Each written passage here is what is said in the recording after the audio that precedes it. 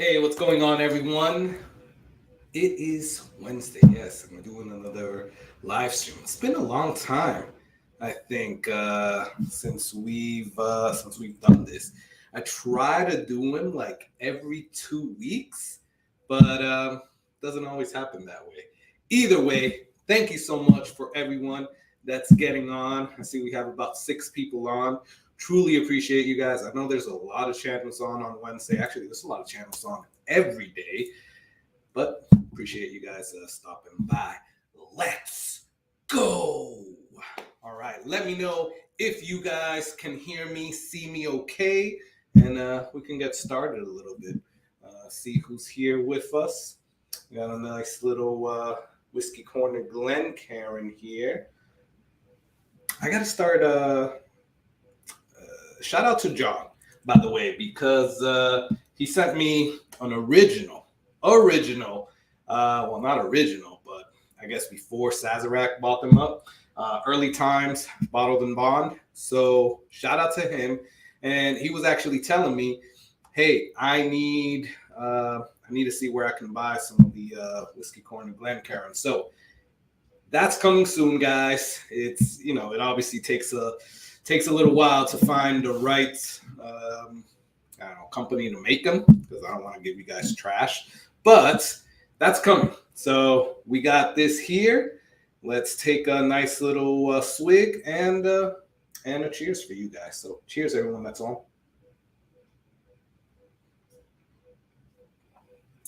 That's pretty good. I haven't had that in a very long time, quite honestly.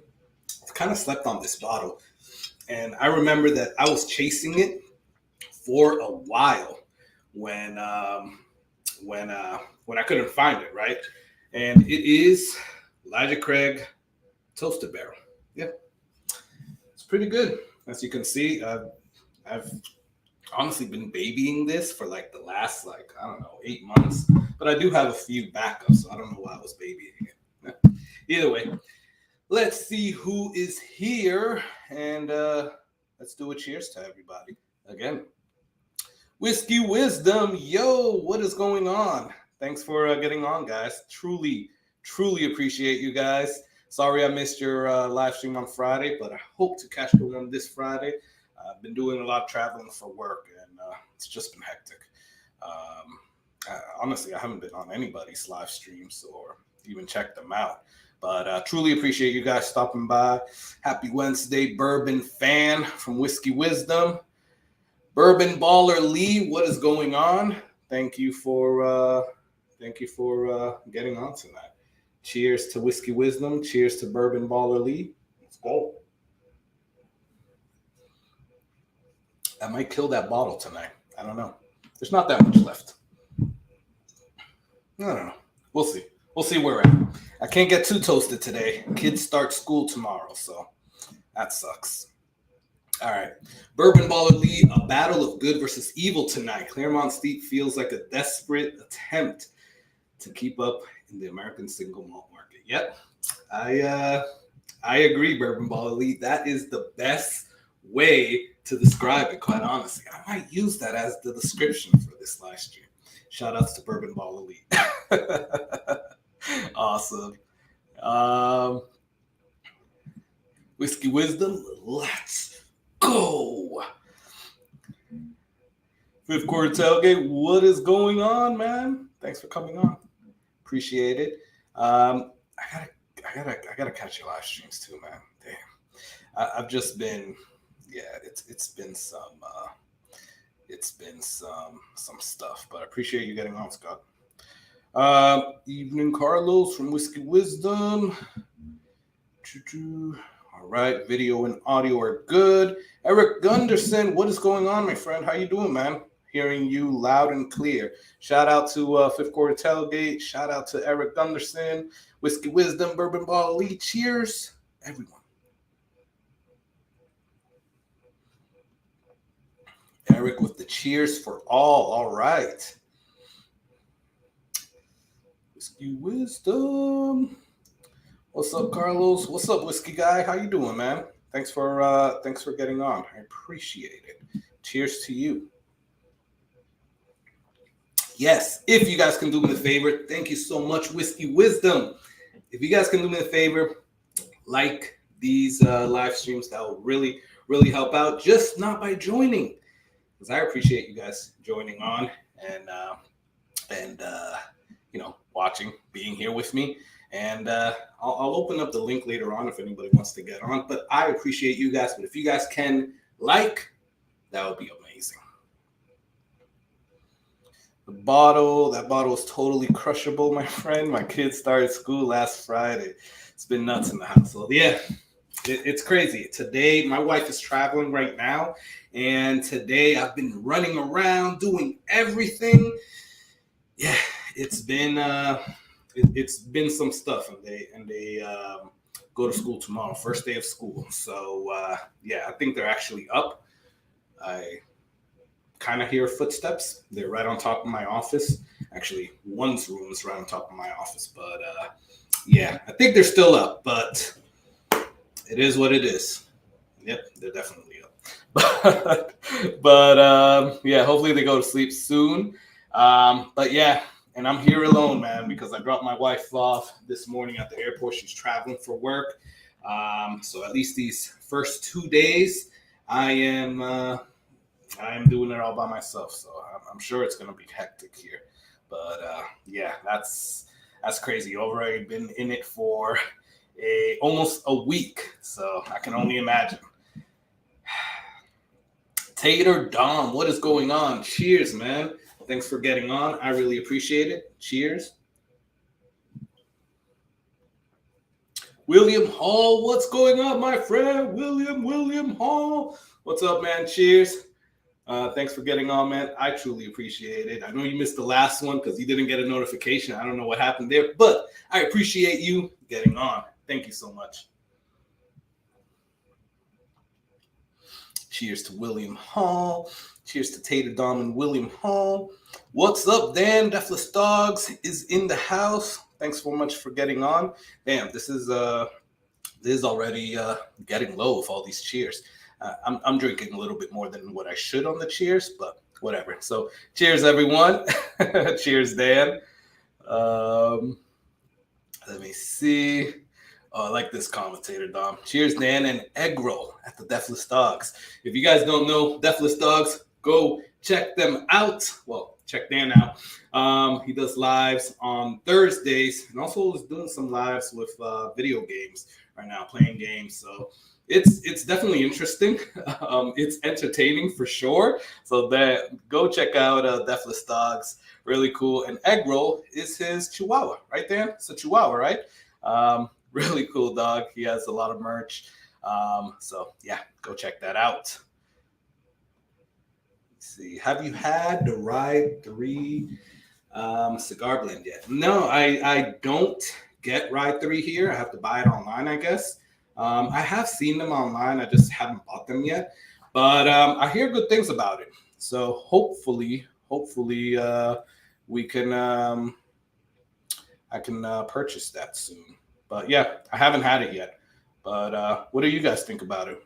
Has anybody tasted the Ride 3 cigar blend or Whiskey Wisdom? Have you tasted it yet? What do you think about it? Let me know.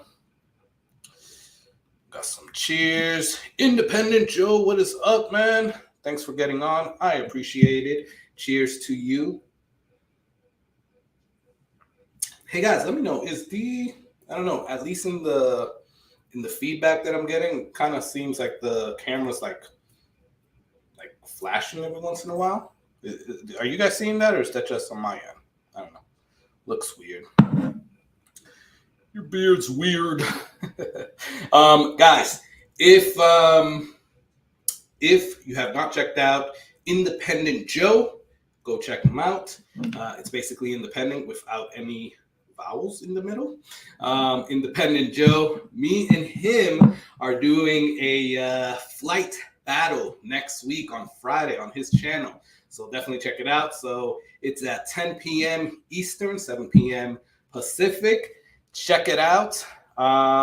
Yeah, that's gonna be interesting. Haven't done like a blind flight battle like that at all. So it's gonna be interesting. Independent Joe thinks he's gonna kick my butt. So we'll see. We'll see if he will or will not. He said he's gonna serve me a big can of whoop ass. So let's see. I don't know, Joe. If I gotta bet on somebody, I'll bet on myself. Pouring up some EC Toasted Barrel as well. Awesome, Eric. Thanks so much. And well, I'm gonna do this last cheers for you. And pour myself a little bit more. Yeah, I don't know what's up with the camera. So I might have to disconnect and then come back on. I don't know. Let's see if it improves or gets worse or something. Because I saw Whiskey Wisdom, flashing black every so often. Yeah, that's so weird. Yes, on occasion flash. Hasn't done it in a while, I don't think, right? So maybe it's when I'm moving a lot. It's not a big deal. Don't sweat it. Cool. Thank you, guys. Awesome. Independent Joe. Yes, interesting. I get you, Joe. Hey, Joe. I know, we gotta talk smack. We gotta be like the boxers that look at each other and then talk smack about each other. We gotta hype this up, man. So again, next Friday, the 16th, 10 p.m. Eastern. Definitely check that out. All right. What I think I caught up. Don't sweat it. Cool. I think I caught up. 10 people still on. Thank you so much, everyone, for getting on. What are we doing today? Well, we are heading off or facing off 2 American whiskeys, right?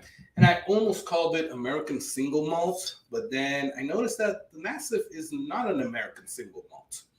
And I don't have any other American single malts. Yeah. So, oh well. 2 American whiskeys going face to face against each other. So I was just at a tasting at Gaspar's Liquor Shop. Shout out to them because they are, I think they're one of the better, I'm not going to say best, but one of the better liquor shops or whiskey liquor stores here in the Tampa area. So shout out to them. They're really cool people. I did a tasting where Freddie No was just at, and they had a few different, samples to taste. It was really to promote Claremont Steep, right? And I'll put it up on the screen later on, but it was to promote Claremont Steep. But they had tastings of 2 Bookers and the Little Book Chapter 6, if I'm not mistaken. By the way, that was actually really good. And I don't know how I felt about Little Book after 5, which isn't bad. I have the Chapter 5 there. It's not bad, but I've had a few chances to buy the 6. But they were at, they were like at $200, and I'm not paying that. But it was interesting because it was actually pretty good. So I then went to go see if I could actually purchase a Chapter 6. And I might actually purchase Chapter 7 when it comes out. Either way,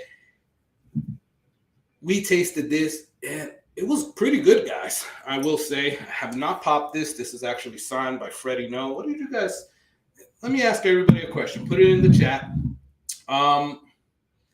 If you get a bottle signed by somebody, do you pop it?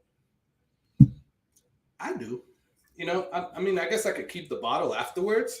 And I'm probably not going to finish the whole bottle, but I'll keep it and I'll pop it and I'll taste it. I know some people that just have bottles that they have not popped that were signed by somebody and they just leave it there. I'm just like, I kind of get it, but that's not me. So what would you guys do? If you guys have somebody sign the bottle, do you guys pop it? Do you guys just leave it there? Comment. Let me know. All right, so we're heading off that one, facing off that one against Massive Family Reserve American Whiskey. Now, this is a blend of 3 whiskeys. I think there's a light whiskey in here. There's a bourbon whiskey and a rye whiskey. This is 107 proof, so obviously a lot more proof here than this. This is a malted barley American single malt whiskey, and I believe it's only like 90 something proof. Let me see. Yeah, 94 proof. So this is batch 21, obviously from Cat's Eye Distillery. They're the ones that make Obtanian light whiskey. So they have light whiskey in here, they have rye, and they have bourbon, 107 proof. So we're gonna head to head them up against each other, and yeah, let's go in and pour that out. So cheers, guys.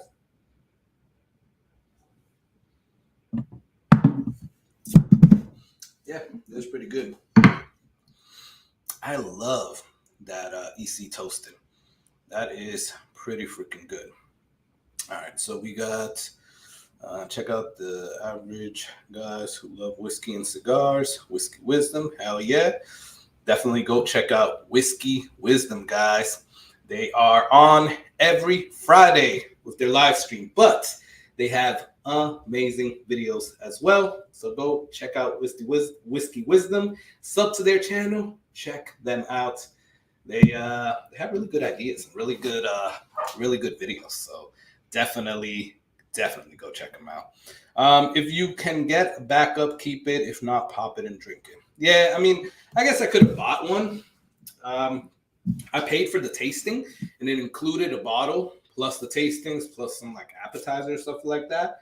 I didn't feel like I wanted to buy, like, spend another $60 on that. So just is what it is. Do you throw the signed bottle away after drinking it at all? That's a better question. I don't know. I've only have 3 signed bottles, quite honestly, and they all have stuff in there. So haven't experienced that yet, but I don't know what I would do. I don't know if I would throw it out. I don't know. I don't know. If I have to say something right now, I probably will not finish it completely. Leave something in there and just leave the bottle there signed with at least some juice in there. That's what I'm thinking right now. Anyway, let's pop this off, guys. I got my handy little turntable. You know, I saw this on ADHD Whiskey when he was first doing the channel on his kitchen table, like I think during like COVID, and I thought it was it was so cool. So I ended up buying a little turntable myself. All right, so we have the Whiskey Challenge glasses. We have an A and a B. So it would actually have been better if I wouldn't C for Claremont. All right, so we have an A and a C. So A is for American whiskey, which is massive. C, we're going to do it for Claremont. All right, so let's pop this. Both of these are not popped, guys. So what I'm going to do first is pop them. We're going to smell them a little bit. We're going to drink them and face them off against each other. I love it when that like plastic comes off really easily. So let's go in for a pop. Let's see how this does. Ooh, that was nice. That was really nice. So we got our little C glass here.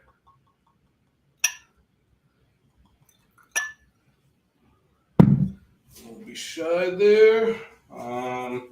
By the way, Independent Joe, I remember seeing a video from you that was, I don't know if you were playing or not, or if it actually works, but basically Independent Joe was like, hey, you know how I get rid of the neck pour? Neck pour is gone.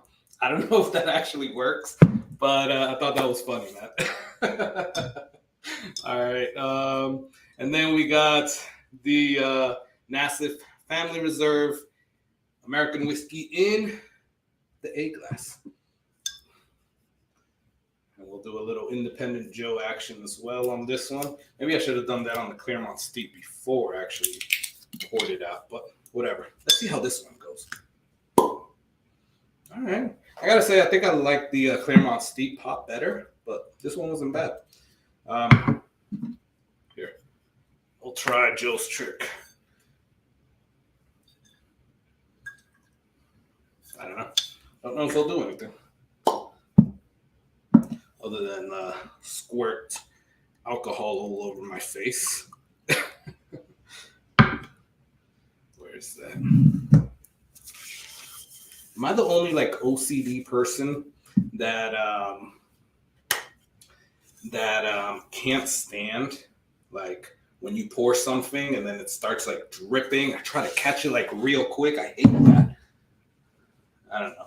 Living in South Florida, and even here in the Tampa area, you get a lot of the damn fruit flies. And I remember going previous to COVID. I remember going to people's houses, and they would have the fruit flies all over their like around their bar, and I'm like, ugh, it's a little nasty. But then when I would see them pouring it, like the thing would be dripping everywhere. They would have like alcohol everywhere here, and it's like, might want to clean that up. I don't know. So I'm very like anal about that, I guess. I don't know, but whatever. Here, I almost dropped that right there. That would have been interesting. So we have Claremont Steep here. We have Massive American Whiskey here. And we got some EC Toasted Barrel here. So cheers, everyone. All right.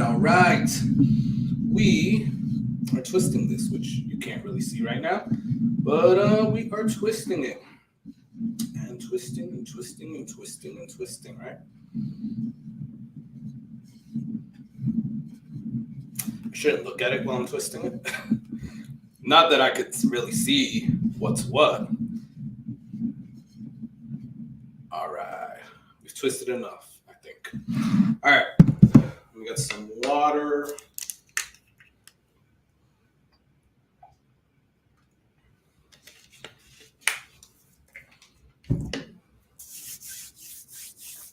All right, cool. So again, anybody that's joining on, so we got 11 on. Thank you everybody for joining.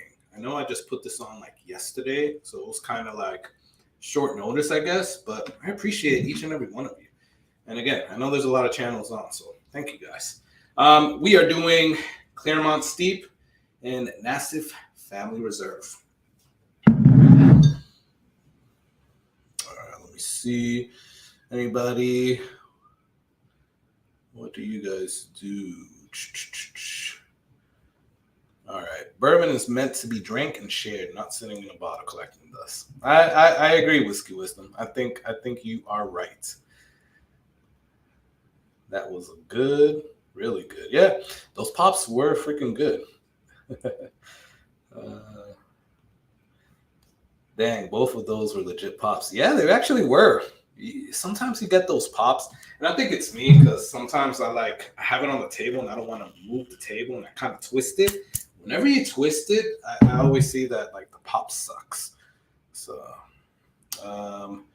same here, and the label on the top has to align with the front label. Yeah, I do that too. Like none of these really do anything, but yeah, if they have the little strips on each side, I have to align those strips, and it kind of, I'm OCD, guys, I guess.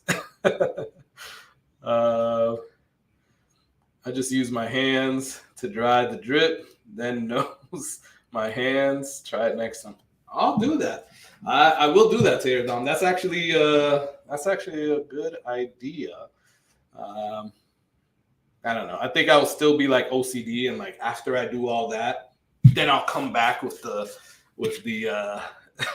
with the rag or napkin or whatever. What's up, Mr. Lopez? How's it going? Cheers for you. Thanks for joining on, man.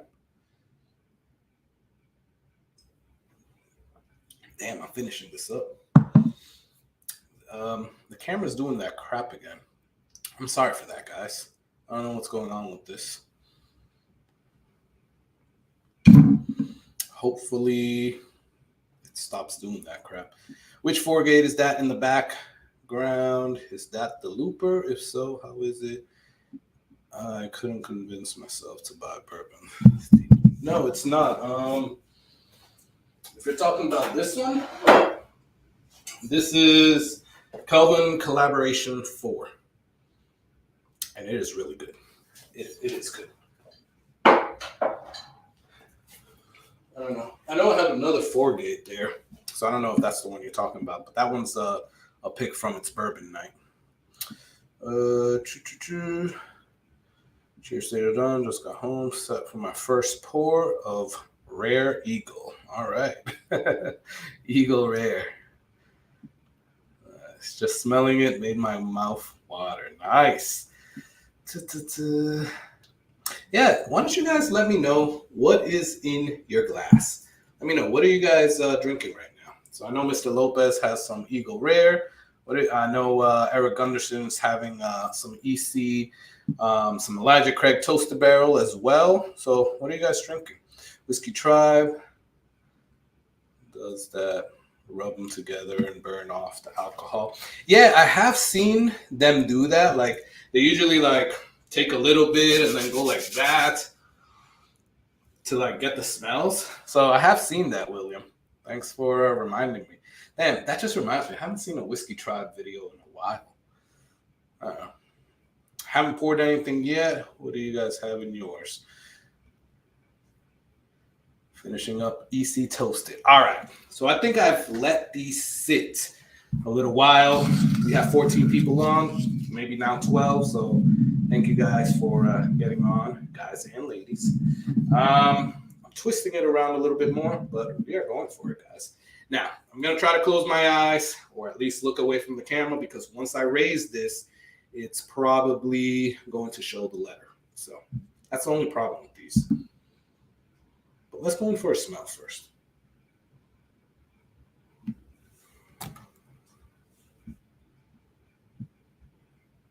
So I'm getting some notes of like light whiskey. I think it's kind of smelling like a Obtanian, and I don't know if there's the NASA Family Reserve. I might be totally wrong, right?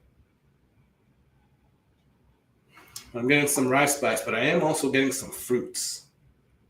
Maybe some apples and pears. A little bit of rice spice. It smells pretty good. Caramel, slight oak.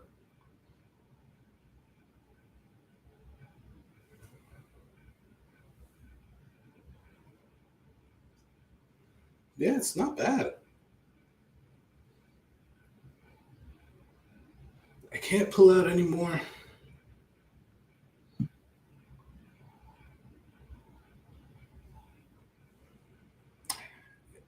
I am smelling some rye in there.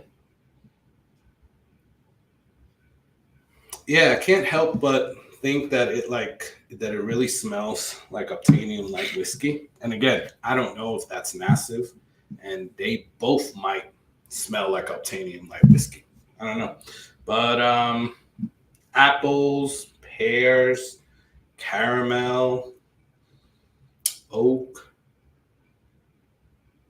and that like light whiskey smell. All right, we're going in for the next one on the left. I almost did a cheers. Whoa, this is totally different. Wow. Okay.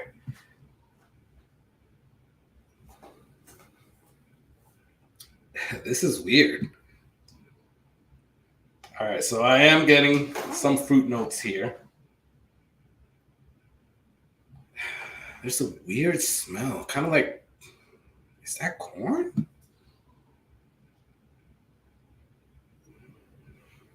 So usually I attribute corn with like candle wax. At least that's what I smell. When I smell corn in whiskey, that's how I smell it.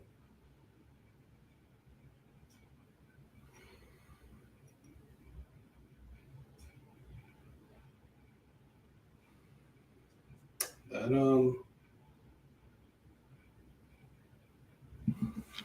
it smells good. It's just weird. All right, so I'm getting some wood. That's definitely for sure. Some like charred wood.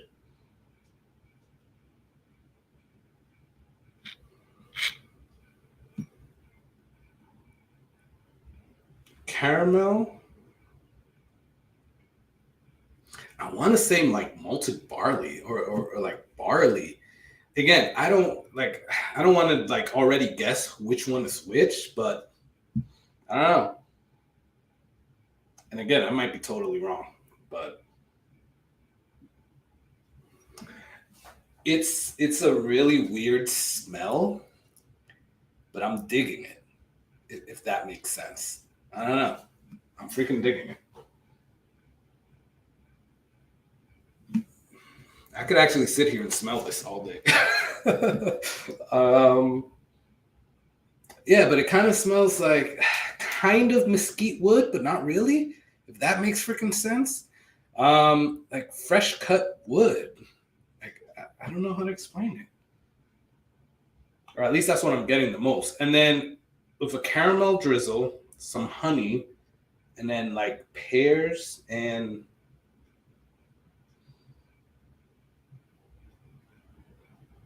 some bright fruits like pears, apples, peaches. Yeah.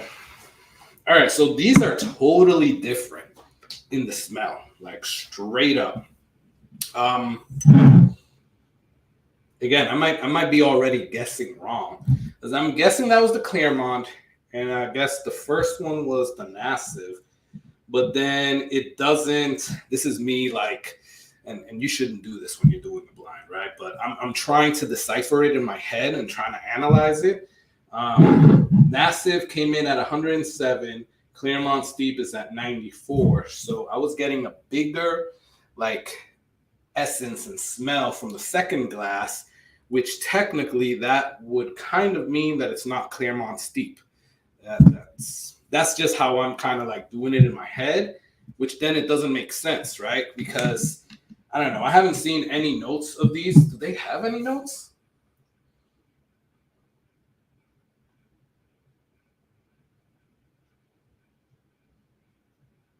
Oh, that makes sense. Vanilla, coconut, and toffee. I don't know.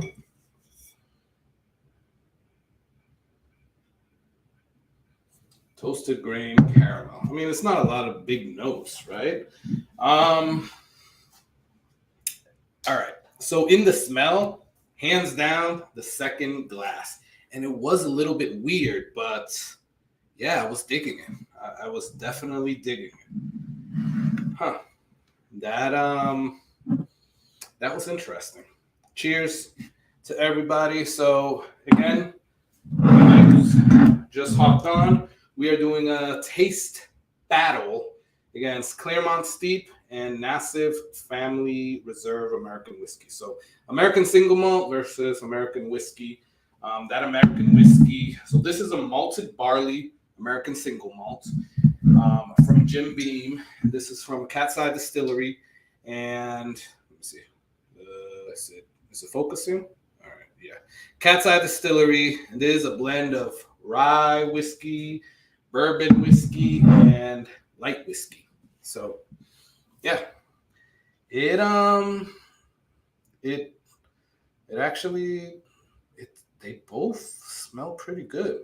I wasn't expecting that. All right, let's look at the chat. James Street, what is up, my friend? Thank you for coming on. I appreciate it. Starlight Double Oak. That's what you're drinking. Awesome. Cheers. And with that, I am done with this EC Toasted. Yeah, guys, I might kill this bottle. I don't know. Maybe I shouldn't be drinking that if I'm about to have a little taste face-off against these two, but whatever. All right. So started with Breckenridge 105 high proof and some Redwood Empire Pipe Dream, not cask strength now. Okay. Well, they're pretty good. What do you think about the Breckenridge, William? I don't know. The only one I've really had was the regular one, the 90 proof, and I wasn't a fan.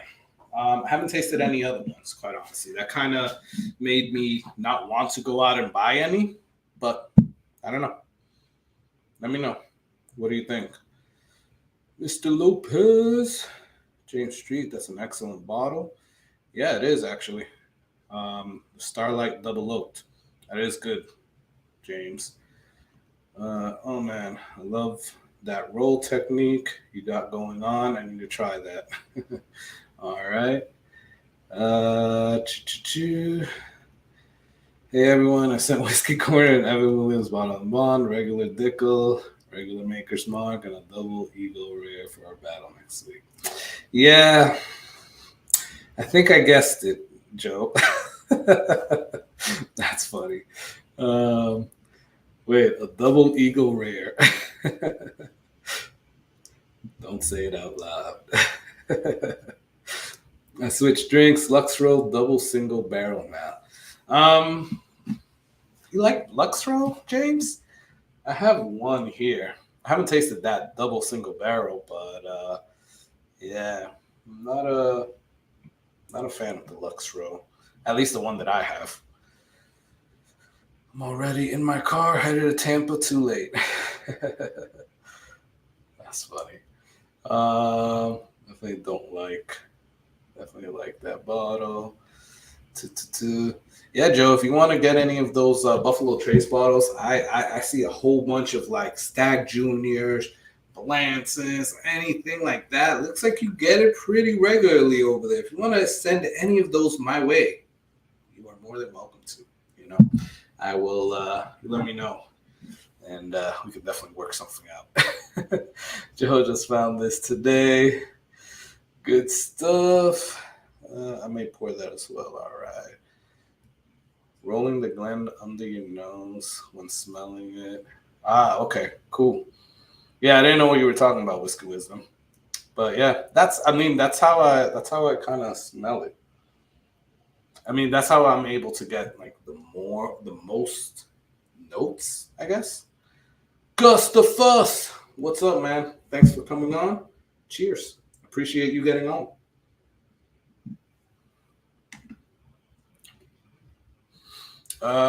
Breckenridge 105. I found a good bottle, sweet finish that lasts for days. Plus, I found it on clearance. Okay. Yeah, I mean, the one that I had was a sample that I got from Flaviar when I was a member, and they sent it out. And yeah, I gotta say, it wasn't my jam, right? But they, but I know it was like the regular one, like the normal, like 90 proof or whatever, 90 something proof. And then since then, I haven't tasted any other Breckenridge, quite honestly. So that's pretty cool. Maybe I'll start dabbling in Breckenridge again. I don't know. Found a Blanton's Gold today. Damn, James. You know, if you want to send me a sample of that, that'll be amazing. You know, I'll give you a little cash. But no, you know, I'm trying to find one. I put out my videos, if you guys haven't seen it, that I say you must be crazy for buying these bottles at these extravagant prices. And I might be myself on that video because for the life of me, I haven't been able to find a Blanton's Gold. And as you guys can probably see behind me, and right there, I kind of like Blanton's. I do. I am collecting each letter, yes, Tater, whatever. But I like Blanton's as well. So either way, it is pretty freaking good. I like it, and I'm looking for the other Blanton's, like the gold. I haven't been able to find it. I have seen it on a couple of websites where they have it like at $230 or something like that, which I don't know what MSRP is. But I don't know. I might just I don't know. If time goes by and they still have it at that price, I might just bite the bullet. I don't know. We'll see. Independent Joe, do you mind if I borrow that bottle? We'll kill both ours. We'll just keep it at my house. That's awesome. Whiskey Wisdom, if you're ever in Georgia, I'll give you a sample. Awesome. I do go to Georgia sometimes. My brother is actually he used to be in Lawrenceville. and now he moved over to Dacula or Dacula. I don't know. Kind of looks like Dracula. I call it Dacula, but he keeps always telling me that it's Dacula or whatever the heck it is. So yeah, I'll let y'all know when I'm up there again. Because I don't think I was too far from. I saw a few of your shorts and also a video that you guys put out about some liquor stores over there, and I was so pissed off because I was like, I was just there because I helped him move recently to his new house in Dacula, whatever the hell you call it. And I was like, man, that was only like 25 minutes away. I would have surely gone to that store. It sucks because I saw that obviously after I came back to Tampa, how things always happen, right?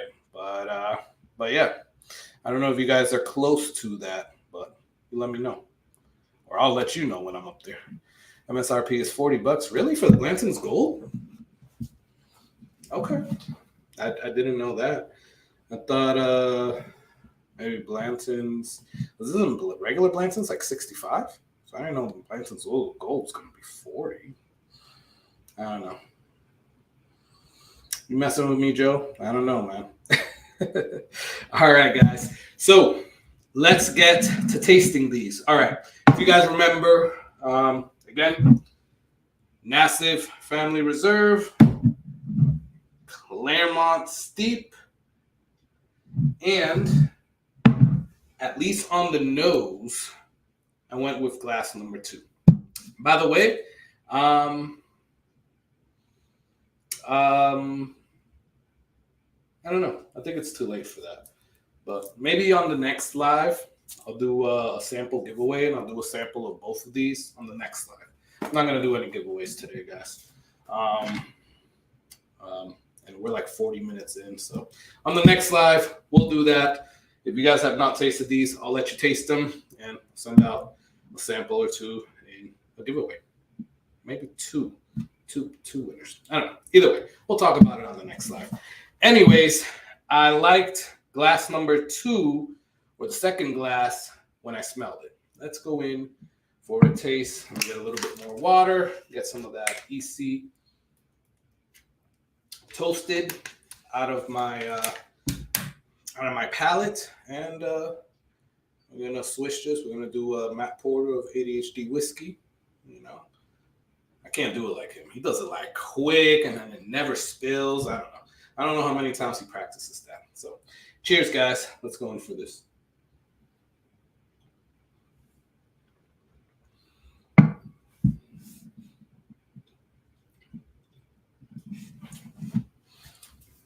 Has like a nice like cedar wood taste. I am tasting rye now with some fruits. Still caramel. A little bit of cherry. Maybe some toffee.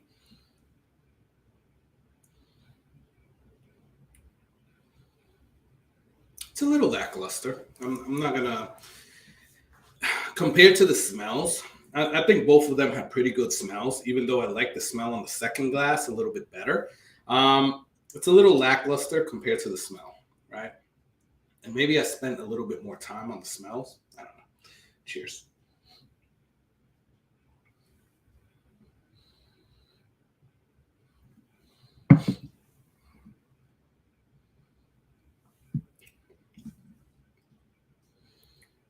Yeah, you're definitely getting the rye spice right now.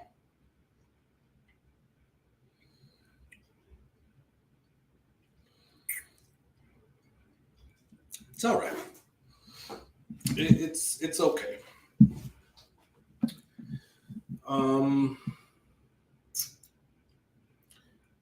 You're getting some vanilla, some cherry, caramel. It's sweet. You're getting some like wood,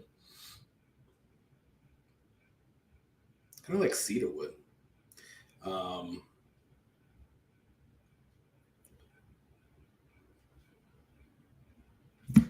Cherry, but the rye spice is very prominent. I I don't know. I gotta say, it wouldn't be a whiskey that I would really reach for. Quite honestly, it's okay. It's okay, and I don't know which one it is. Maybe you guys caught a glimpse of the letter. Remember, letter C was for Claremont Steep. Letter A was for Nassiv. Yeah, I'm a little disappointed, I will say. I almost said cheers with water, but either way, cheers. Yeah, I don't know which one that was. I don't know, but it left me wanting more. Well, not wanting more. It left me thinking that there should have been more there. I don't know. Here we got glass number 2. And remember, this is the one that I liked the smell of a lot. So, cheers, guys.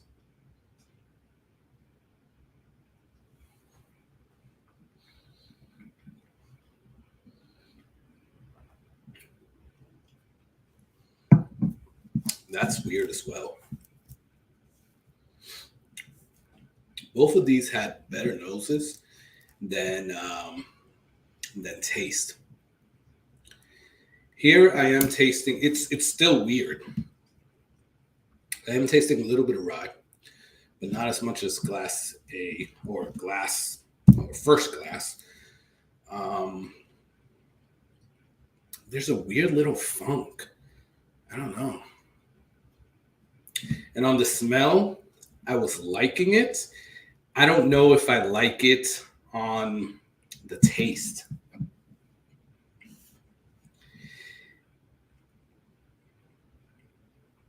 You know what it kind of tastes like?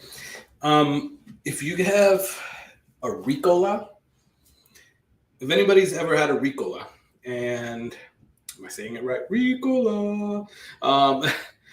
If anybody's had that, they're like sweet, but they have that like muted kind of taste, not like a Halls, right? A Halls like hits you hard with the menthol.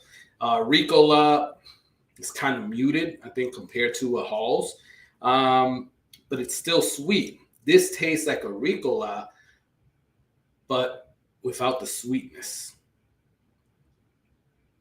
I don't know. Is that like herbal or tea? Maybe. Because isn't Ricola like herbal?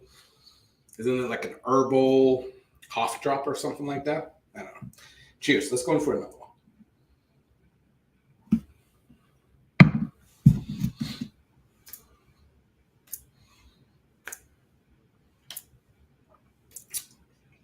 Yeah. It's definitely tea. I don't know. Tea, wood. Damn, I can't really even say like caramel because I'm not getting that. I'm getting a lot of like tea notes, like a green tea. Wood, like oak, but not just oak, like also some other type of wood.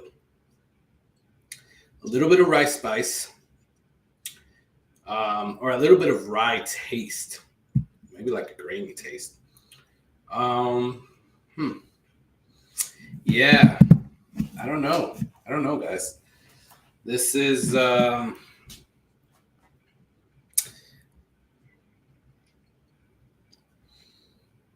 weird matchup, I will say, because I'm not fond of any of these.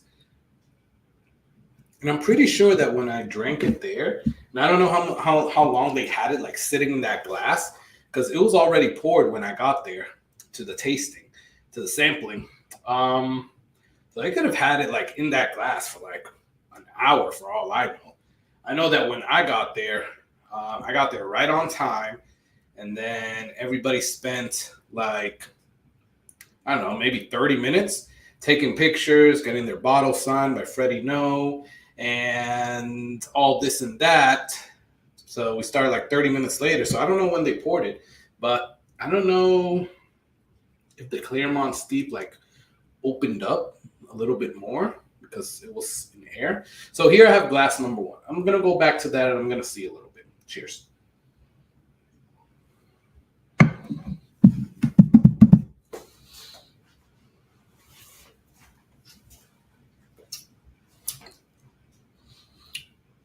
Okay, in sweetness, that one definitely has a little bit more sweetness,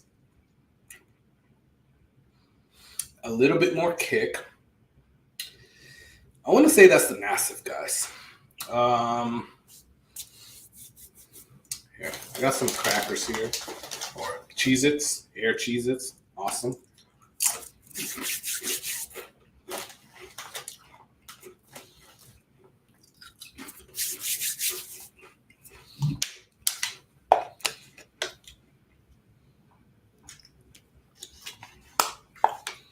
All right. Let me try to reset my palate before I go into the second one.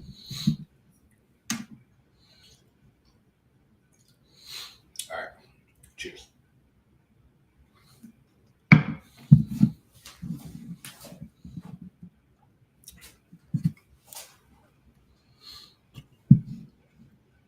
Okay.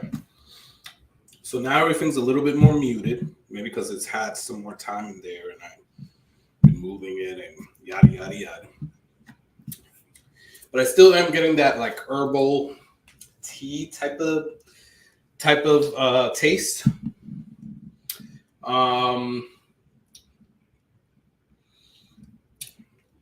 Yeah. I don't know.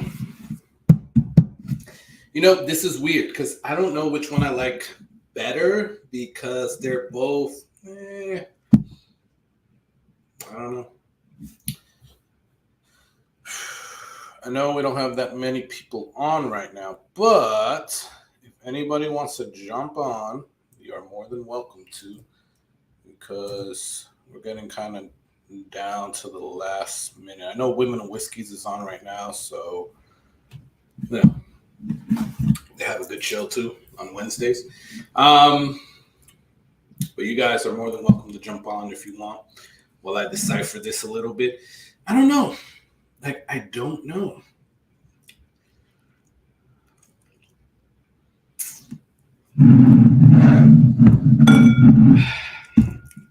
I want to say that number 2 is Claremont Steep. I might be wrong. I want to say that number 1 is Nassif Family Reserve. Now, the question is, which one do I like better? I don't like the wryness that I get from the first one, but I'm a little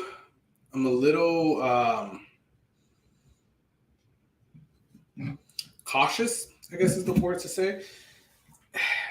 I'm a little cautious of the herbal notes that I'm getting on glass number 2, right? But I guess you know how when you vote, I guess, and this isn't a political thing, but you know when you vote, you guess kind of you vote for the lesser of two evils.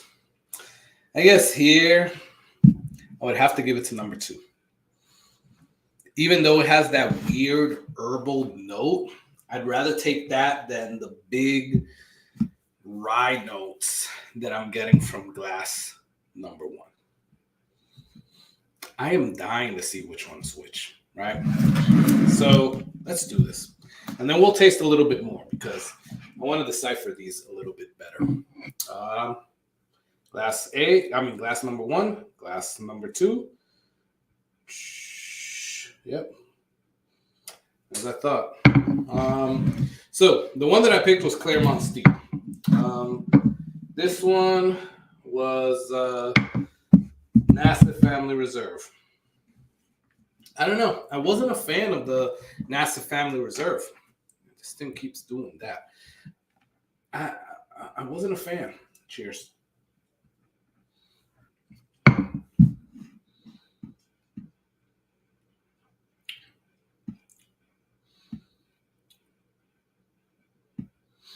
not bad. It's just, it's regular. It's regular. And so if you're on and you're new, Glass A was Nassif Family Reserve. And yeah, it was just like regular. And I have a lot of regular whiskeys that I'm trying to get rid of, quite honestly. They're just like, they're nothing special, right? But I think that that's another one that's like nothing special. I'm happy though that I picked up on that light whiskey. You know, I don't know. It was it was a disappointment, I will say. Cheers. Just finish off the little bit that was in it. It was a little bit of a disappointment. I expected good things from Nassif Family Reserve because I like Cat's Eye Distillery. But yeah, it was weird.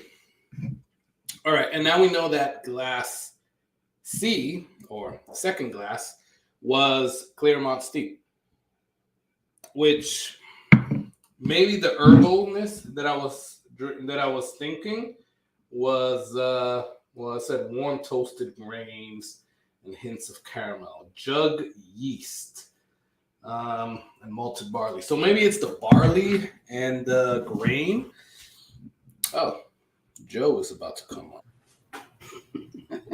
What's up, brother? How you doing? Doing pretty good, man. How are you? Just preparing for the beatdown. I mean, the contest for next week. Ah, okay. Cool. Just tasting through some of the things that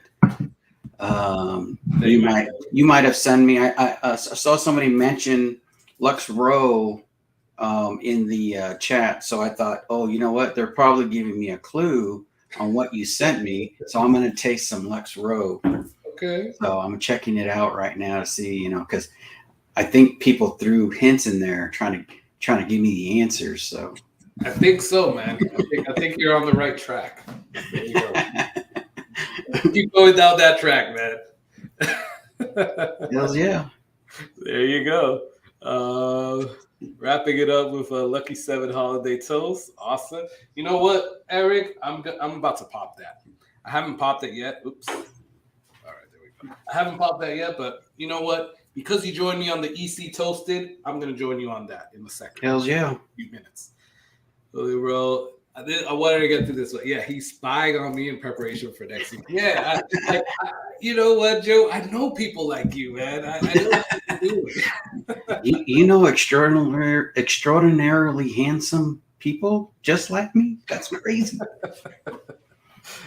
So I mean, I'm just like, I just wanted to let you know. Now I know you don't have there. I can check off 3 bottles that won't be in the flight, which is the Claremont, the Holiday Toast, because you just said right now you haven't cracked it, so you're gonna crack it, and then the Nassif one. So now I can check off those 3 since they're all fresh cracks. You could, man. You could definitely. You know what? I will give you those hits. You are right. The problem is you got tons of whiskey back there. I don't think I have as much as you, but I have a few. So, 3 out of however many I have here. I have 40 bottles. 40 bottles? Yeah, right, man. No, really, 40 bottles. 40 bottles? Yeah. What, do you just have like a ton of the same 40 bottles? Huh? You have a ton of the same 40 bottles? Like you have no, just 40 bottles. Period. I don't have much, but it's gonna be a good battle anyway. So everybody should show up and hang out with us because it's gonna be fun. Joe, I'm sorry, but I swear I see more than 40 bottles on the screen right now, and I don't think that's the whole screen.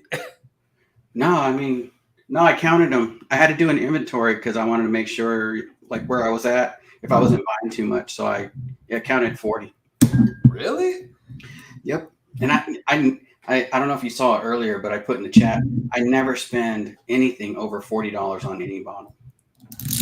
Now, I did see that, and I was like, nah, that must be you messing, because some of the ones that I see behind you, like for one, the Kentucky Owl, like right there to your left, I know those are definitely like over $40. No, I got them on clearance. Really? Damn, Yeah, man. got them on clearance. I need to send you some money, Joe. I need to send you some money. We need to talk. Yeah. Oh man, yeah, exactly, Eric. Eric just said you stopped counting at 40. What do you mean? There's a higher number than 40? Ah, there you go. There you go. That's where we're at. So I gotta. You know what, Eric? So that I can cheers with you. I gotta leave my EC toasted here. We're gonna go with the Lucky 7 Holiday Toast. I haven't cracked it yet, guys. I was waiting for one of these live streams, and you know what better time than now to share it with you guys. Hells yeah. Taste it, to get an initial reaction, and then do a video on it after it's opened up a little bit. Yeah, that's a good idea. Definitely will do. So right now you're on that Lux roll, Joe? Yeah, it's okay. That one. What's that? Which one is that one? It's the double barrel. Okay. Yeah. Yes. Okay. I think they're 12 years old. So it's pretty good. It's pretty good. Okay. I think I got the 4 grain, but I think now there's like a 4 grain that's like cast string for like a little bit more proofier or whatever. Yeah. I got the regular 4 grain, I guess. And yeah, I think that made me stop trying to 4 grain from Lux Row? Yeah, Lux Row. Really? Yeah. Ooh. I didn't know they had a 4 grain. I'm trying to find the bottle right now. Is it one of those distiller's choices, or could be? I don't know. I found it in I don't know. I found it in one of the, as I was traveling for work, I found it in one of like those little ghetto liquor stores, and I never seen it before. So I was like, oh, all right, cool. And yeah, I think I should have left it on the shelf. Well, since you didn't, you don't know where the bottle's at and you can't find it, I can also check that one off the list. Yeah, there you go. You now know 4 bottles that you did not send me. But you know what? Well, it ain't that flight. I know 3 that you did. Well, 4 that you didn't send me, right? Unless you're just playing mind games, and those are the 4 that you sent that you're gonna send me. I don't know. The ones that you posted before. Scout's honor. I never lie. Okay. We'll leave it at that. This is pretty good. It smells pretty good. Wait, do you have to be a scout to do that? I don't know. I was never a scout, quite honestly. You know, but honestly, I don't think I ever knew anybody that was a scout. I remember they used to always come to my school and be like, "Oh, become a Boy Scout," but I don't know anybody that ever became one. Until now, like now bigger, I'm like, now as an adult, I'm like, oh, I know people that used to be a scout, but back then, nobody that I knew was a Boy Scout. It's 115 proof.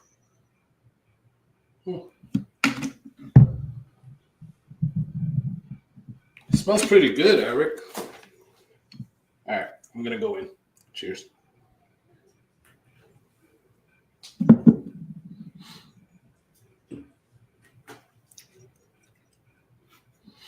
OCD number 5. It's pretty good. OCD number 5. That is good. James Street, my double single barrel from Lux Rose, a 4 grain. All right.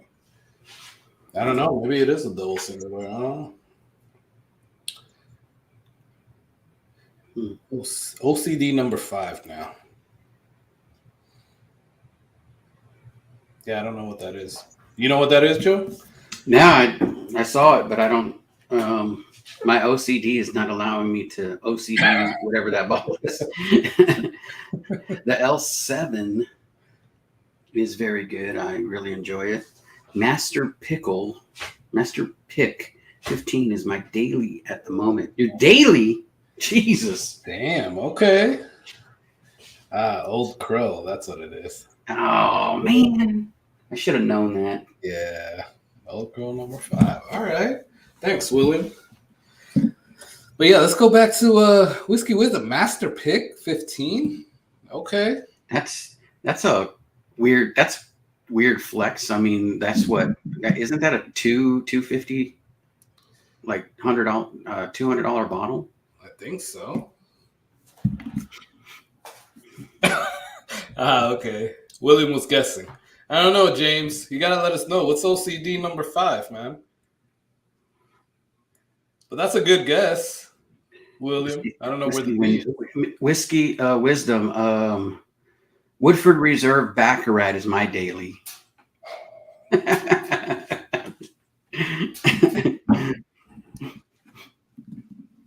You know, I see people that say stuff like that, and it's crazy because I don't know where you're at, Joe. If you get a lot of like these like allocated. I'm guessing by what I see in the background. I get none. Able to get a lot of the allocated ones, but it's like here, it's like I'm part of a bourbon group here. I just joined, and like I see people like, oh, this is my daily, and it's like a Stag 18. I'm like, what the hell? Like that's your daily, man? Like, can you let me know where you got that? Yeah, I mean. I wish I was rolling like that, you know. Exactly, like damn. So James would not drink Old Crow. He knows better. James, let us know what OCD number 5 is, man. Now I'm very curious right now. Yeah, our OCD won't let it go. Yeah, exactly. There you go. Oh, okay, there we go. OCD. Yeah, Old Crow Distillery. William got it. Yeah, he did. He guessed it. Good job, William. City is Glen Creek Distillery. All right. This is good, guys. I can't believe I've never popped this bottle before. Yeah. I finished my holiday toast. Actually, I think I got now I won't go looking for that, but I'll share. I'll jump in a lucky 7 with you guys. Yeah, man. But I'll have to change it up. I'll go with the proprietor 6 year. I'll go with that one. Ah, nice. That's actually maybe you should send me that one, man. Oh, I did. It's already open. I already sent you this one. This is part of that flight that you're going to change into. Cool. Damn, you were quick to get to the post office before it closed, huh? Our post office over here is 24 hours. Ah, okay, there you go. Plus, I don't send it through the post office. My guys hand deliver it. So. Ah, okay. Yeah. So I'll just be like, I'll get a knock on the door and be like, this is from Joe. Yeah, definitely. There you go. No, so that one, man, that was probably part of the reason why I didn't open this one right away. So I got that one thinking that they had another proprietor 14, I think it was. Yeah.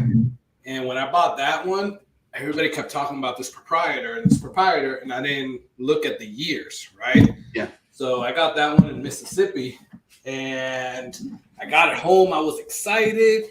And I also got the 15. So. Okay. So I was excited, man. I popped that, and I was like, yeah, I don't think I like this. So it actually, I think I got rid of that one. That 6-year-old, that the Whiskey Encore bottle share, I think it was. The proprietor 6-year, you got rid of it? I got rid of it, man. You didn't like it? Man, I just tasted it right now, and I'm like, man, it might hold a candle to this 12-year. Yeah? Yeah, for me, shit. It wasn't my jam, man. I didn't like it. Well, I mean, honestly, you know, like my taste buds are probably like better than yours. I mean, I don't like to brag too much, but so I mean, yeah, it's good stuff, man. You know, I wouldn't say better. I think the better word for that is not to say worse. Let's just agree on different, right? Oh, okay, yeah. Yeah, let's just agree on different, right? Differently better. Yeah, that sounds a little bit more politically correct. Differently better. Differently not better. to say that yours are worse. Yeah. I'll give you the benefit of the doubt. Yeah. It's the only release of their product that you can find in stores. Nice. There's a holiday movie on the inside of that holiday toast barrel. Yeah, I know. I know that. Oh shoot. Sorry. There you go. Okay. Let it bounce. Let it bounce. I know, right? I know they usually do that. Whiskey Wisdom. They usually like put. I think if like. What is it? If you raise these up, there's like a little QR code or whatever that you can watch a movie on their thing. I think I saw that with the proprietor one that I got rid of, but I haven't watched any of them yet, quite honestly. Is it good? I'm heading back down to Kentucky in a couple of weeks. Yeah. Let us know, James. Is that old crow good? Or OCD good? He said he just popped it, right? I think so. I'm not sure. I passed on the holiday toast and went for. I got the Frenchman, James. I have that one. What do you think about that, Joe? I'm not big on that one. That one I'm not big on. And the Frenchman is what? Is that like a French oak staves or something like that? I don't know if it's. Let me see. Is it staves?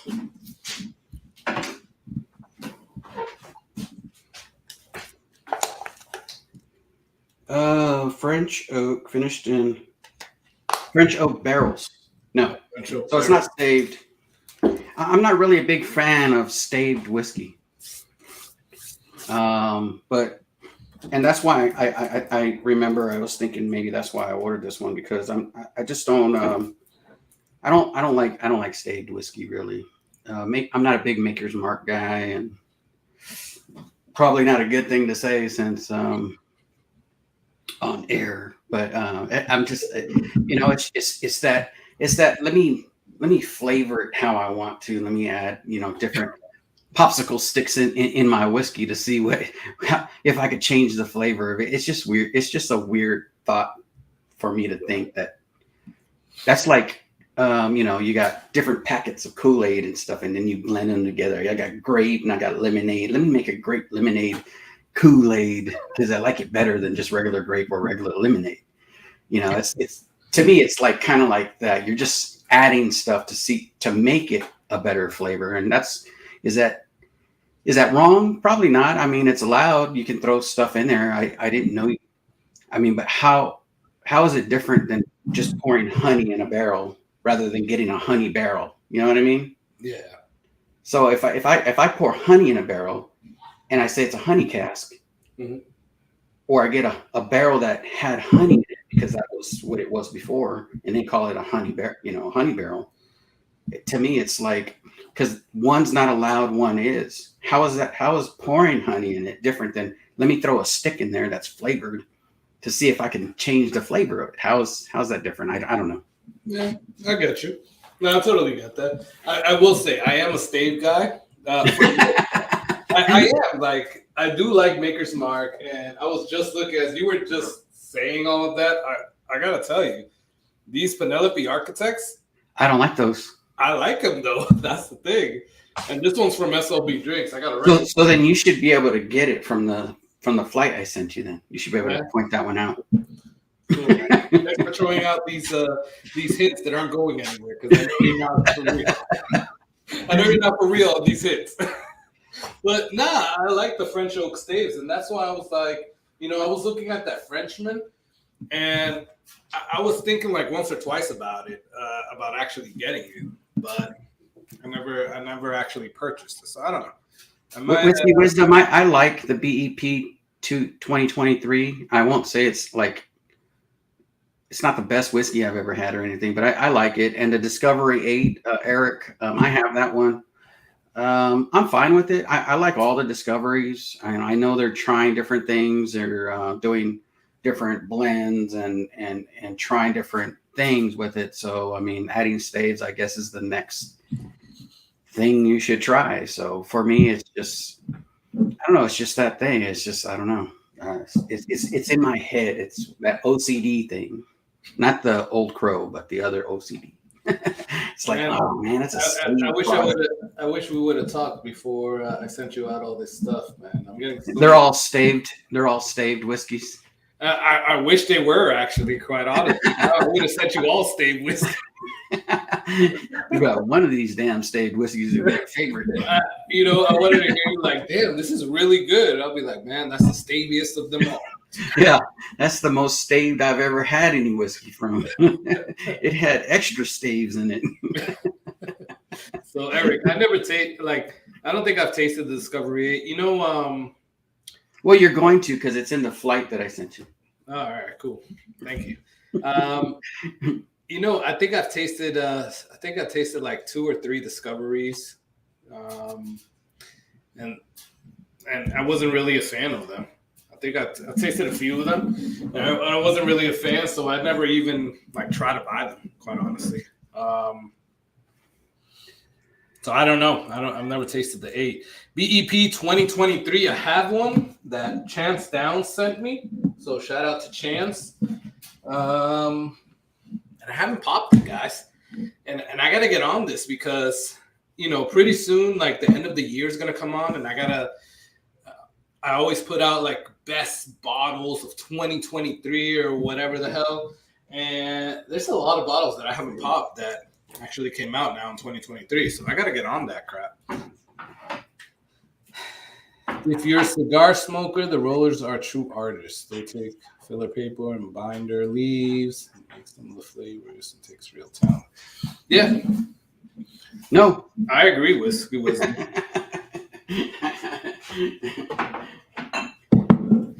I don't know. I mean, so why is it not appropriate for people to pour stuff into their whiskey to blend it, to give it a different flavor? Why can't they put a little bit of more cinnamon, a little bit more pepper, a little bit more, it's like, to get the great recipe, can they be artists by doing that too? I mean, let's make this the best whiskey ever. We got a barrel, it's about 10 years old. Let's see how we can enhance it let's add honey in there, call it honey barrel. Let's do this and make it. What you're saying, Joe, is what's the difference between calling it a flavored whiskey and not? Yeah, I mean, it basically is a flavored whiskey because you're flavoring it. You're putting a stick in there to change the tones, the flavors, the things that you might get. Hey, that's weird. I'm getting off this whiskey. I'm getting a little bit of cinnamon, but there's a cinnamon stave in there. Yeah. Of course you're going to get cinnamon. You should get cinnamon. They threw a stick in there that said cinnamon stave. To a certain extent, I agree with you, right? Quite honestly, because I feel that if you're going to finish it in French oak staves, let's say, I think that should be the same as, let's just say, I don't know, sherry cask finish or whatever. I agree with you. I do. Yeah, I don't have a problem with. I don't have a problem with finished whiskey. Like if a barrel was previously used, mm-hmm. and then they use that barrel to say it's XO Pedro Jimenez cask finished. It's a finished whiskey in a different cask. I get that part. To get a different flavor. Yeah.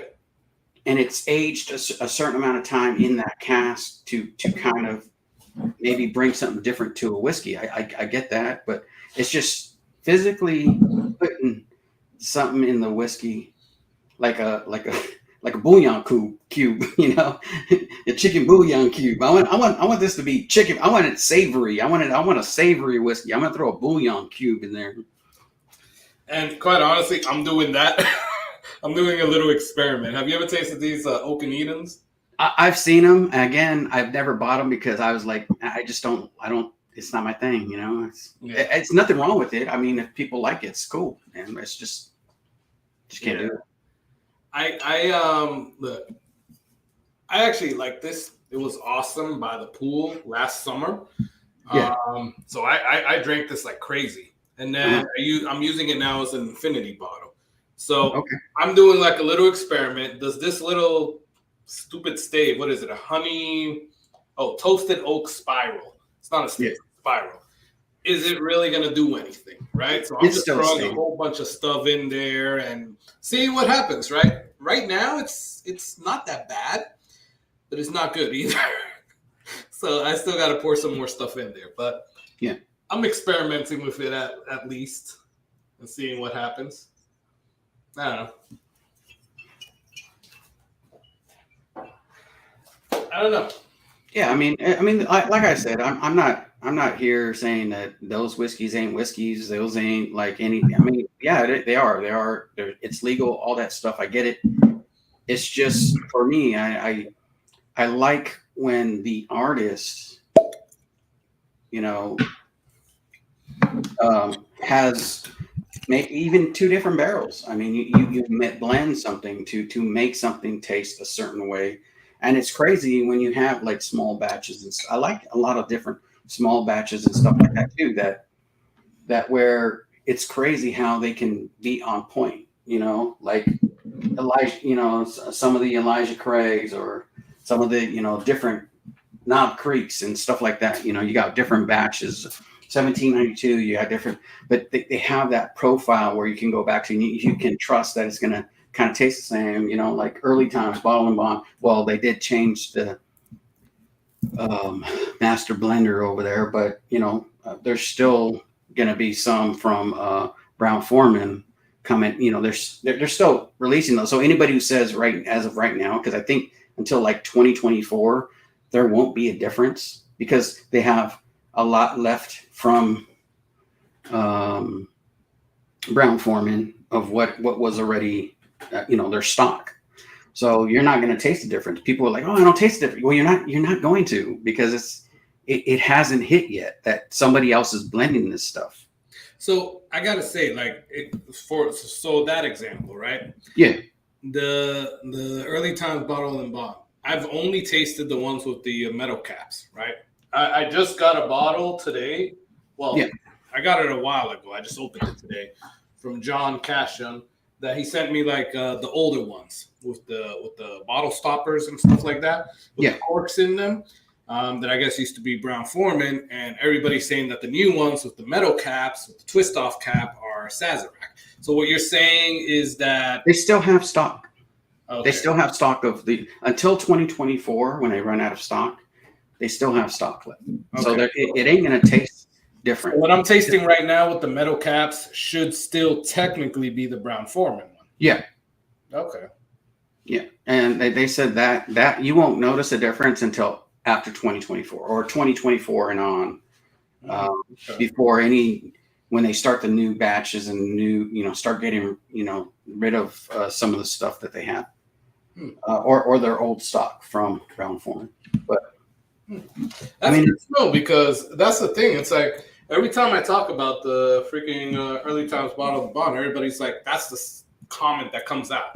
Like, oh, you should have tasted their earlier stuff when it was Brown Foreman before this, and that's crap compared to what's out right now. It's like, okay, well, that's what I have right now. I mean, yeah, it is what it is. Well, yeah, I know, I get that. I mean, I bought like a cask strength 12-year Redbreast once, and somebody said, "Oh, you bought the wrong one."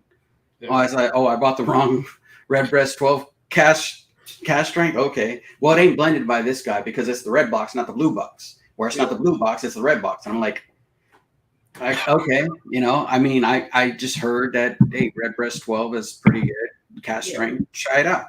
So I get what you're saying, Yeah. And it's like people who are maybe going into early times and they're tasting it for $20 at 1 liter. you can't beat that, regardless of who's mixing it, or who's blending it. Yeah. It's just a pretty good deal. Yeah, no, I get it. You're right. So James said, I like it, but I can't promise you will. All right, James, that's very political, man. Pop it now, Carlos. Are you talking about the Maker's Mark BEP? I don't even know where it is. I was trying to look for it. It's here somewhere. But so yeah. I know I can cross that one off my list. You can. Unless I pop it right now, then I'll know what it is. Yeah, but you said you haven't popped it yet, so I have not popped it yet. So there we go. I got like 5-6 bottles already. I don't have to worry about. Yeah, you know what, Joe? I'm starting to think this was a bad idea to get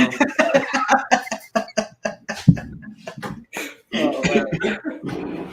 But I'll tell you, I have it open. It might be in your flight.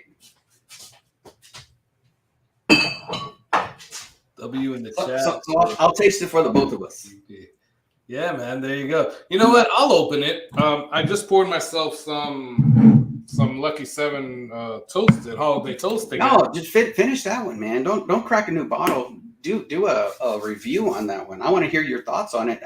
Like a fresh crack or something. That'd be pretty cool. Yeah, I have to do that. But I do kind of want to. Eventually, I gotta open this BEP, man. And I like those wood finish series because I know you don't like the Maker's Mark, man, but I actually like all of them.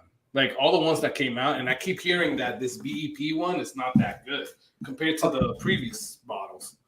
I'll tell you, FAEs better than FAEs, and I have one of the RC6. I think the RC6 R2D2 whatever. I have that one, and I like this one. I like this one more. Yeah, they did a good job on this one. I can't lie. They staved the hell out of this one. It's pretty good. All right. So you actually do like a staved whiskey. There you go. All right, Joe. One. Right, so far, one. What is it? Hold on. I got to bring my boy over here. Your destiny lies with me. Unbidden, my master. Impressive. You have learned much, young one. There we go. You have learned much, young one. I was trying to get the one that said welcome to the dark side or something like that. He says something like that. Oh, so, gotcha. There you go, Joe. Welcome to the dark side. Well, like I said, I don't think it's wrong. For me, it's just not something that, like, if I see staves in there, not C staves, but if I see it written on there, staved or finished with stave whatever, and it's like, okay, I'm gonna go to the next one because I don't know. It's just for me that thought. I just don't do it, and nothing wrong with it. Again, nothing wrong with it. So anybody getting upset about that, that's nothing wrong with it. For me, it's just it's a mental thing. It's like when I try to touch that staved bottle, I'm like, whoa, shocked me. Well, Joe, let me ask you a question then. All right, so we know you don't like staves, and right now it doesn't really matter because I already sent you my samples. Yeah. But are there, because I was looking back through a bunch of your reviews, and I think every bottle that you reviewed you liked, right? So I couldn't find, like you sent me one of the criteria that you sent me was a bottle that I don't like but everybody else likes, or a bottle it was the same thing, or a bottle that everybody else likes but I don't like. No, I'm sorry. That was meant to be a controversial bottle. It doesn't have to be about me. Okay. So it could be about anybody. It could be a bottle you like I said you like but other people don't like, or you've heard of people complain about. It could be a controversial bottle about price. It could be a controversial bottle about. It's just that bottle. They're like, oh man, a lot of people talk about this in a negative connotation because it's like, do I buy it or don't I buy it? Kind of like Maker's Mark. Yeah, exactly. Well, that's the question that I have for you. Are there do you have like a top 5 bottles, and I guess we could take Maker's Mark out of the mix now, that you really do not like? Like, are they all like stave bottles, or do you have different ones that like you can name right now that you do not like? I did a video with Bobby from Bad Axe Bourbon, and we did our top 5 bottles we regret. I didn't catch that one.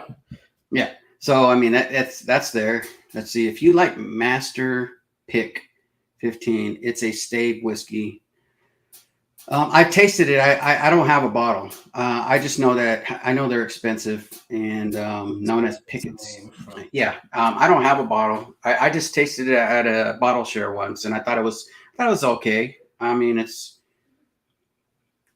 not like so maybe that's why I thought it was just okay, because it was a stave finished whiskey. I was just like, $200, whatever it is. I don't know how much those cost, but it's like, I think I can pass on that one. It's like, yeah, that's the good thing about going to. I mean, I don't know if you've seen my top 5 whiskeys for if you're going to a meetup or a bottle share, what you should take. I mean, just basic bottles on that one where you can find at a gas station or anything. But I saw that and I commented at that, and that was a great video. Although, quite honestly, I could never find any of those here. Like those. Oh are yeah. all, Well, see, they're everywhere. I think the whole message was never leave any any stone unturned. You're gonna find these, like at little stores that maybe don't get much business, and people don't think like Jack Daniel's 10 from last year. I just happened to walk into this little market, and I walked in, and I was like, what are those sitting there for? And there was 3 of them, and I was like, so I knew there was a charity event going to happen, so I knew I was going to give a bottle away and stuff like that. So I went in and got all 3 bottles because I knew I was going to give some away. So it's pretty cool. I'll watch that new video soon, Joe. Hey, have a good night, Whiskey Wisdom. Thank you so much for getting on. I appreciate you. And definitely, everybody, check out Whiskey Wisdom. They have their lives on Fridays. I think it's 9 o'clock, right? Or 8 o'clock, Whiskey Wisdom. Let me know. And I know it's on Friday nights every week. And it's a really good live. And check out their videos. So really good videos. So check them out. If you're not subbed to them, definitely go sub. 9 p.m. Eastern. There you go. 9 p.m. Eastern, everyone. So check out their video. You guys can actually check them out this Friday and next Friday, and then get on for our 10 o'clock flight battle. So there you go. Well, yeah. And speaking of the devil, and the devil appears, Bad Axe Bourbon in the house. Bobby, what's up? How you doing, man?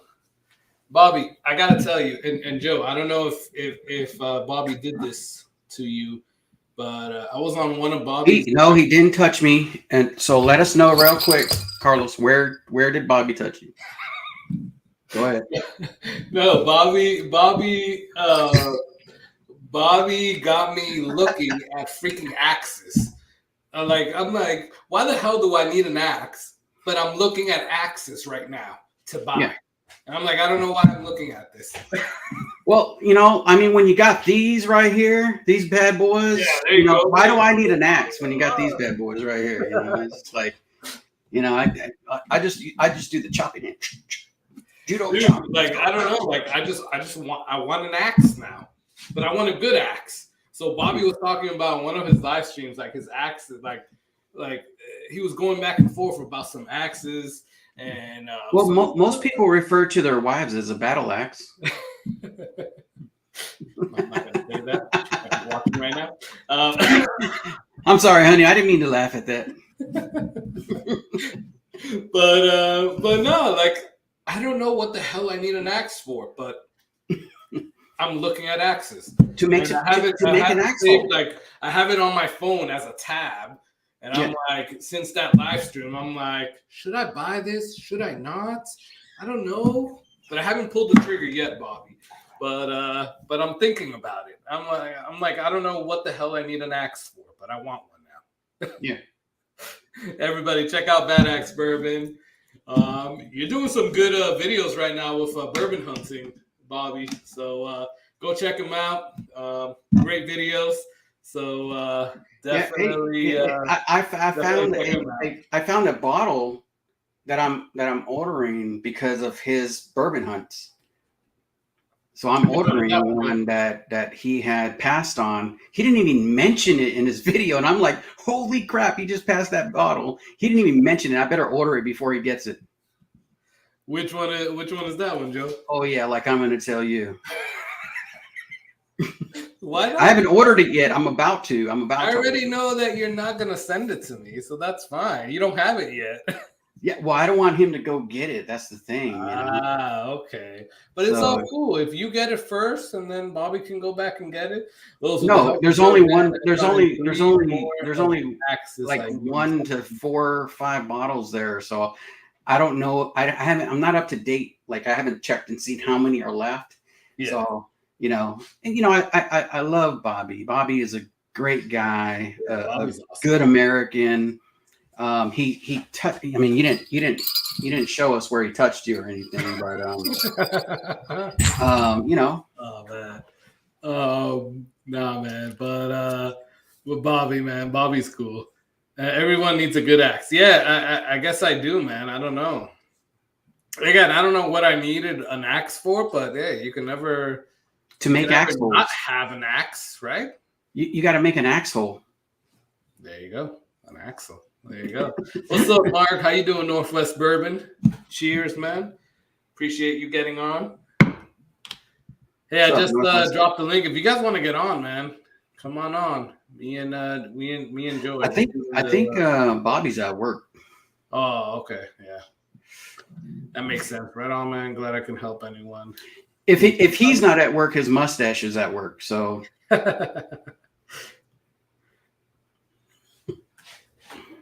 Oh man, Mark, what's up? Nice to have you on, man. Yeah, man, it's I don't know. It's like it's crazy because you see these videos and you're like, crap. Like Joe, I saw your video, which one? And I have never really been enticed to buy Hardin's Creek, and then I saw your video on the Claremont, and I'm like, crap. Dude, it's a 17-year. It's a 17-year. They did 3 different versions and put them in different areas. How are you not interested in that? I mean, well, I could tell you why. Because of the price, right? The price right now, I'm just $40. You can't spend $40 for a whiskey. $40, my ass. Yeah, that's all. That's what Tater Dom knows. He's the one who let me know. He's the one who let me know where it's at. $40. I'm gonna send you the $40, and you can get it for me. Well, now they're sold out because they were $40. Yeah, right. I don't know, man. All right, so Bobby is working. All right. Well, thanks for getting on, Bobby. I appreciate you, man. Yeah, man. I definitely cannot find that for $40. So if you want, I can send you $40 and you can get it for me and send it out with the samples that you're about to send out. So no, I mean those samples are and you know what? Add a Blanson's Gold on there for $40. I'll send you 80 and you can get those 2 bottles over for me. I'll appreciate that, man. Yeah, see, look, Northwest Bourbon never spend more than $40. Yeah, it's the golden rule. I don't know. I guess I'm not in this ongoing joke that you guys have because if I could buy any of these for $40, shoot, even this damn Claremont Steep probably cost me more than $40 because I think I paid like $120 for that sampling or tasting or whatever. Now I got to taste a few different good ones, but I think when you actually like calculate everything, I think I paid like $60, $70, $80 for that. If you really calculate everything, I could have found it for $40. You should have talked to me before.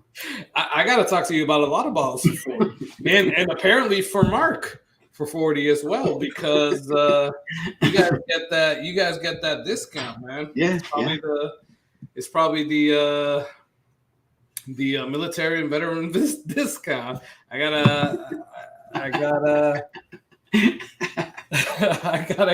get on that, man. Joe never spends more than $40 on anything. His background is green screen. We established that months ago. Okay. I don't know what that means with green screen, but all right.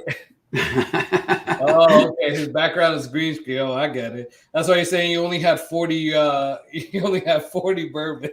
Yeah, 40 bottles total. 40 bottles. Okay. Yeah, and here's 2 of them, so there's 38 on the wall. Yeah, that's BS, Joe. I'm gonna call BS on that one because I saw a video from you. Oh, I see a lot of your videos, but I saw a video from you when you just like posted, like put up like a new like I guess like a marine like a I don't know like a sign that somebody made for you. And that one right that there. one right there. Yeah, that's not green screen. Eric Gunderson. Hey, Eric, what's up, man? Those are cool, man. I like that. Even though I'm not a military man, so sorry. If you only make military ones, then I can't join in on that. Red, white, and blue, just like the lights. Red, white, and blue. Yeah, that's cool. I like that. Because we are a real American. How many years did you serve, Joe? Like, every man. You were Marines, right? Yeah, I was many years ago. I have a boss that says I have a manager. Well, he used to be my manager, and he says you're always a Marine. So it's like when he says and I'm like, oh, happy Veterans Day or something like that. Oh, not Veterans Day. Happy I guess happy Veterans Day. He's like, well, you're always a Marine. I'm like, okay, sorry, man. Like, well, happy Veterans Day anyways. He's like, you're always a Marine. I'm still a Marine. I'm like, okay, cool. Sorry. I never make that mistake again. So you are a Marine. But how many years did you serve, man? I'm still serving. Okay, cool. you're following that same guideline. Okay. Wait a minute. I'm not getting paid for this. Damn it. But, no, just over 20. Just over 20. Wow, man. That's awesome. Bobby's done like 45 years in the Air Force. Really? Damn, Bobby. Yeah, he's been serving since he was like when he joined, I think it was like, who was it? I don't think I was George Washington. They were parking the boat. They were crossing the Delaware, and he said, "Hey, get that plane off my area right here and stuff." And That's how long Bobby's been. Sir, Bobby's been it off right now. Yeah, Bobby knows, and I think Mark is also in the Guard, or the I think it's like the Boy Scouts. He's a Boy Scout. I think he's. Yeah. I think the Boy Scouts. Mark is part of the Boy Scouts. Yeah. Yeah. All right. I don't know. I'm not in this, Mark. See, Mark's young. Mark's young though, so this stuff, right? Yeah, Mark's young though, so I mean, he's he's in the Boy Scouts. I think he's gonna upgrade, trade in his machine gun. I don't know if you saw the birthday thing that we did. It says we help old ladies cross the street. Yep. See, he knows. We help old ladies cross the street. I mean, that's their primary mission. Their mission, they're mission focused. They need to cross the street. Even though I know y'all are, it's all right. It's a need to know basis, and we don't need to know. It's okay. You keep helping those old ladies across the street. Was that the Dr. Evil thing? Yeah. Yeah. Oh man. So Mark is in the Army, or what military branch?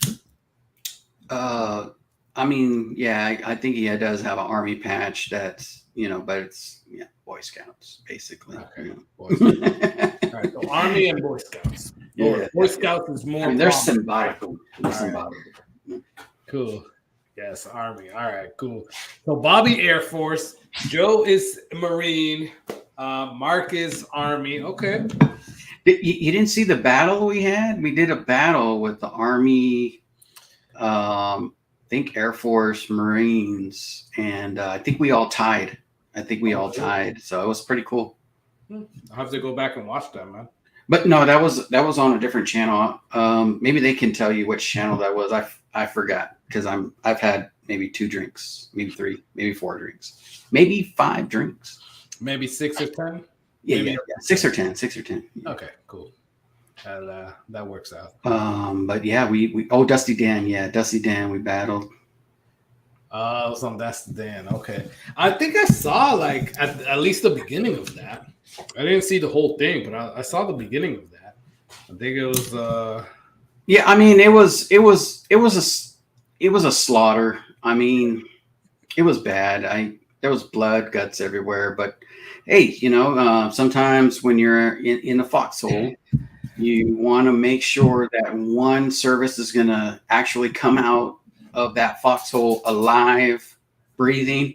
It's definitely going to be a Marine. I'm just saying. I'm not saying they won't survive it. I'm just saying they might not survive it because the Marine's going to survive. He's got to survive. It's just natural selection. I hate to use that as natural selection. I hate to use that, but it's kind of like that.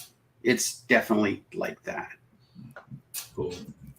Dude, I was shot down early. The battle was between Joe and Mark. I thought you were there for moral support. Jesus, Bobby. Damn, Bobby, you got shot down early. Okay. No, I think he got a bunch of questions right, and we all tied. We basically tied. It was so close. I mean, it was like millipoints to where it's like you couldn't even tell who won. If you looked at the picture of the 3 of us on there, you couldn't tell who won. No. I mean, other than if you read Marine, you know who won. But I mean, basically, if you just looked at the picture without looking at the service, you were like, okay, no, that beard is crazy. That beard won. Yo, Joe, I love your I don't know if I'm going to monetize this. So you're ish talking, let's say, right? It's awesome, man. I mean, I can't even compete with it, man. Like I try, and I'm just like, you know what? I'm gonna let Joe do his thing. It's just entertaining as hell. Oh no, I'm sorry, man. Sorry, I'm talking so much. No. It's cool, man. I'm talking about like everything because it's like on other lives that we've been on, and it's like you talk ish, man, and that's good. So it's just really good and like funny as hell. So it's like I can't even say anything. I'm just like, you know what, Joe, go at it, man. Bobby, a foxhole is similar to an axe hole. It's just dug up differently.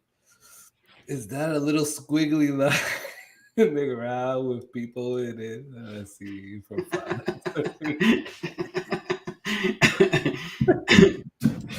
All right. So now we got a little military battle going on. Okay.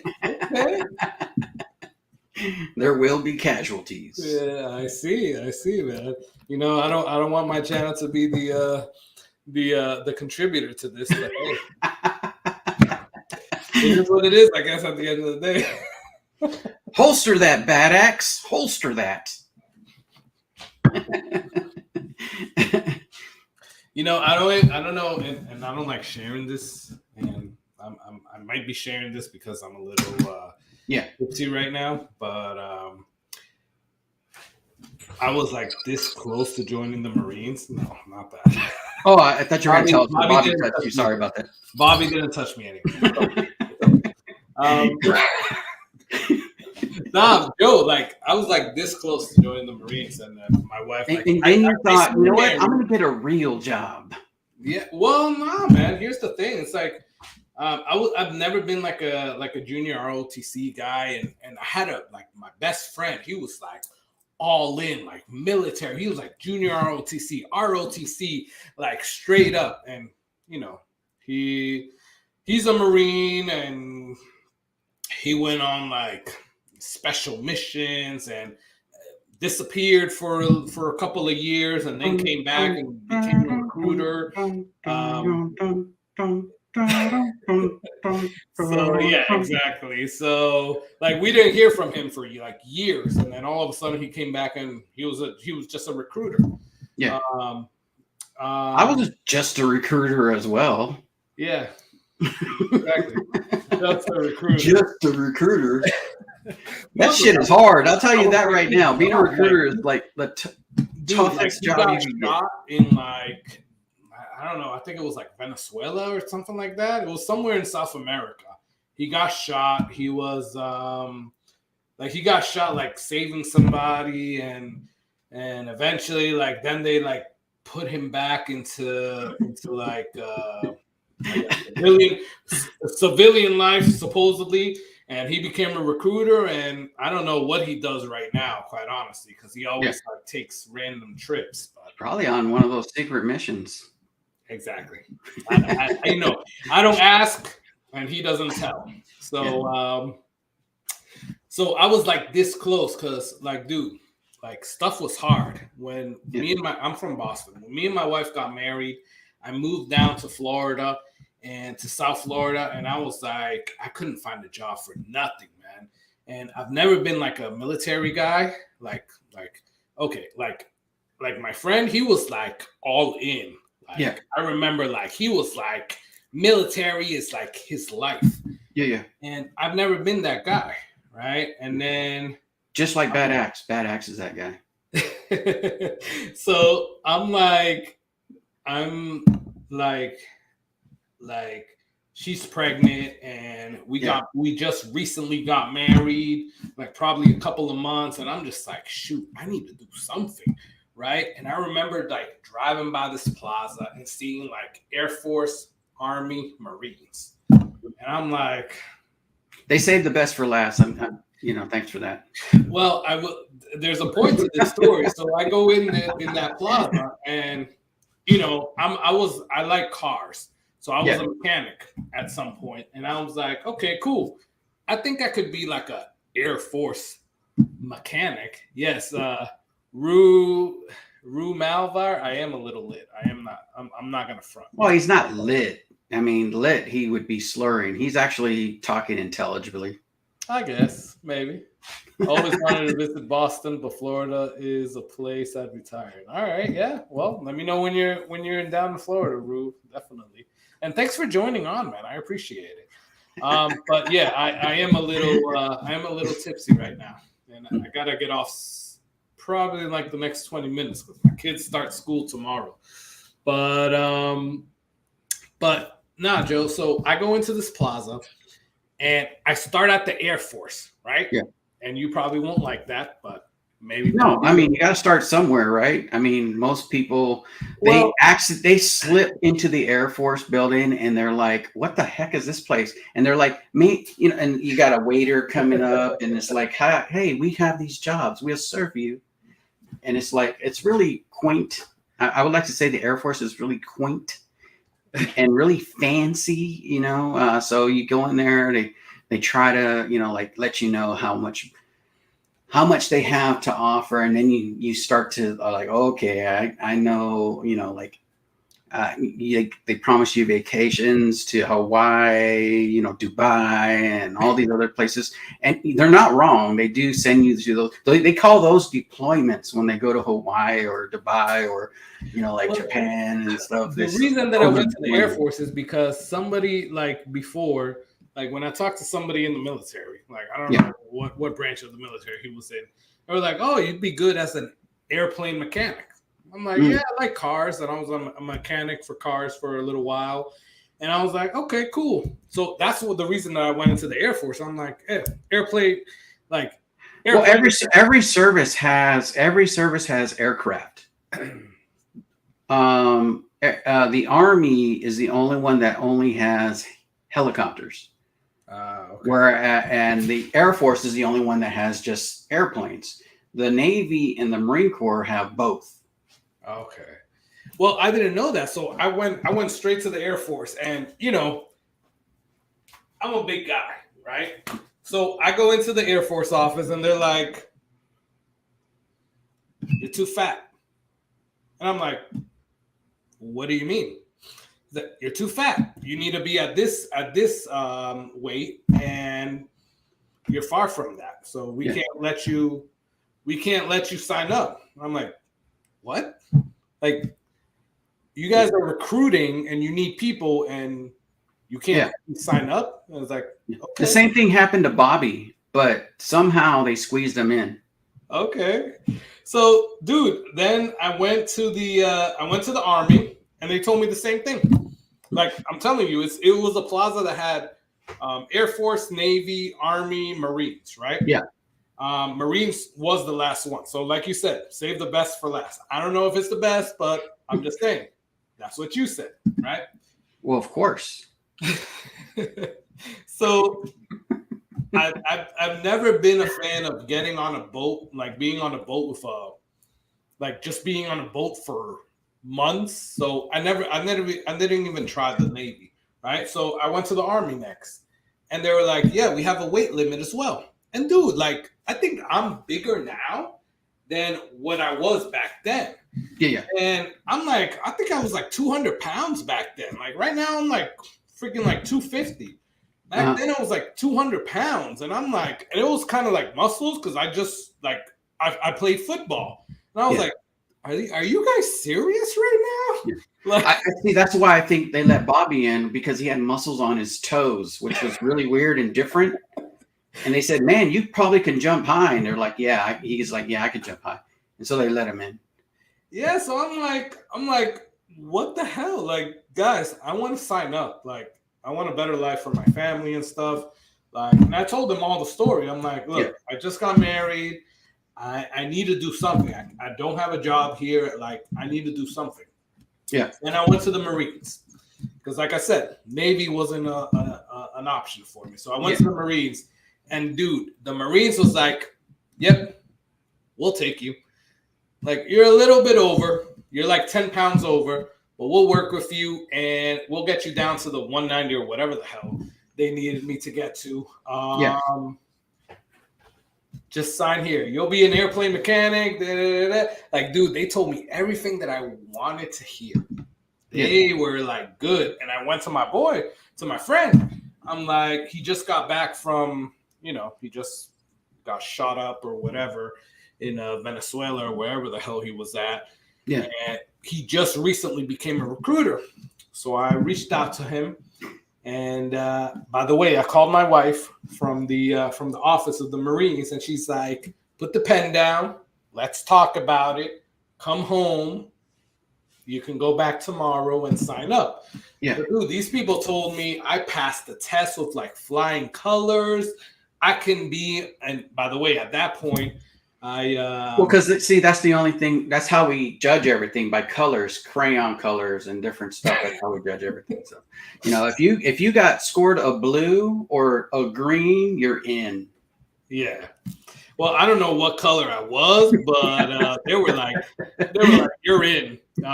We just need you to be 10 pounds less by the time of boot camp." Yeah. And I'm like, okay, cool. And I was going through my so I'm Dominican, and I was a permanent resident, and that was another issue because I wanted to become a cop. And in Boston, I wanted to become a cop, and I just moved down from Boston. And they were like, "Don't worry about it. We'll get you a citizenship, like straight up. You will be, you step off the bus, and you'll become a U.S. citizen." Yeah, right at boot camp. I'm like, "Yo, dude, they are telling me everything that I want to hear." Yeah, and I'm like, "Sign me up," right? Yeah. But my wife is like, again, recently married. My wife is like, let's think this over. Come home. We'll talk about it. Let's talk to your friend. Yeah. Cool. So I called my friend up that night, and he said, "Join the Army or the Air Force because they're so much easier." Dude, he told me they are telling you everything you want to hear.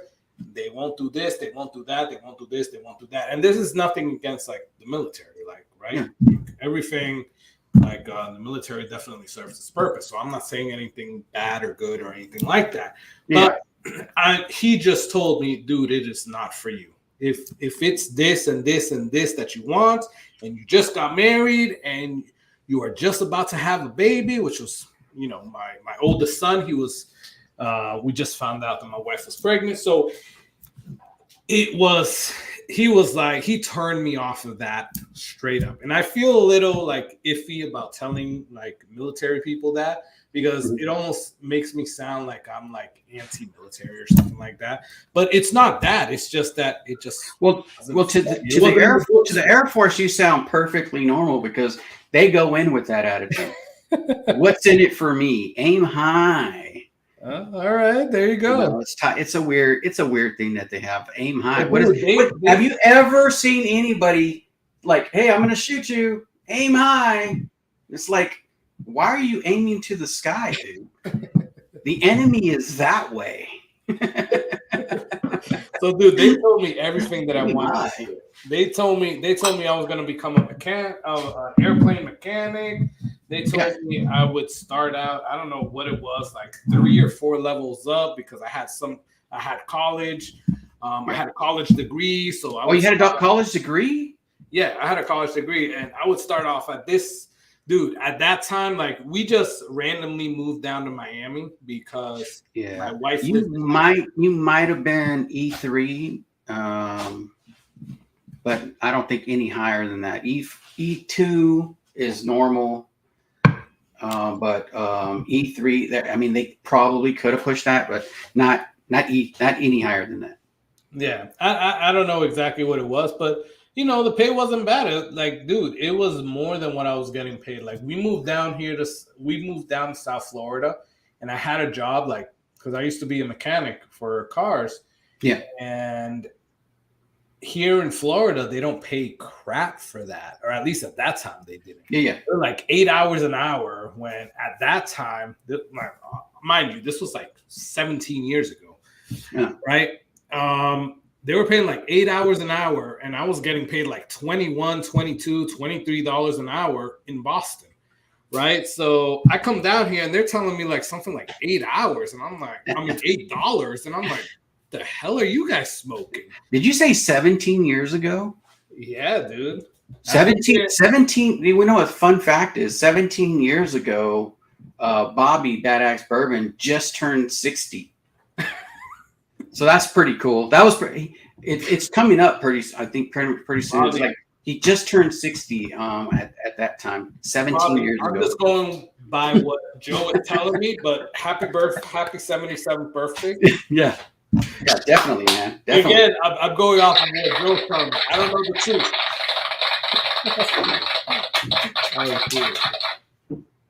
Hey, Joe, is that like a stream deck that you have there? Because I heard you doing that on different lives. Like, what is that you have there? No, it's just a sound machine. Oh, yeah? Okay. I'll pick it up. It's kind of heavy, but I'll show you real quick. Oh, man, this freaking thing. Hold on. Oh, shoot. Let me see. No, hold on. It's just hard to grab.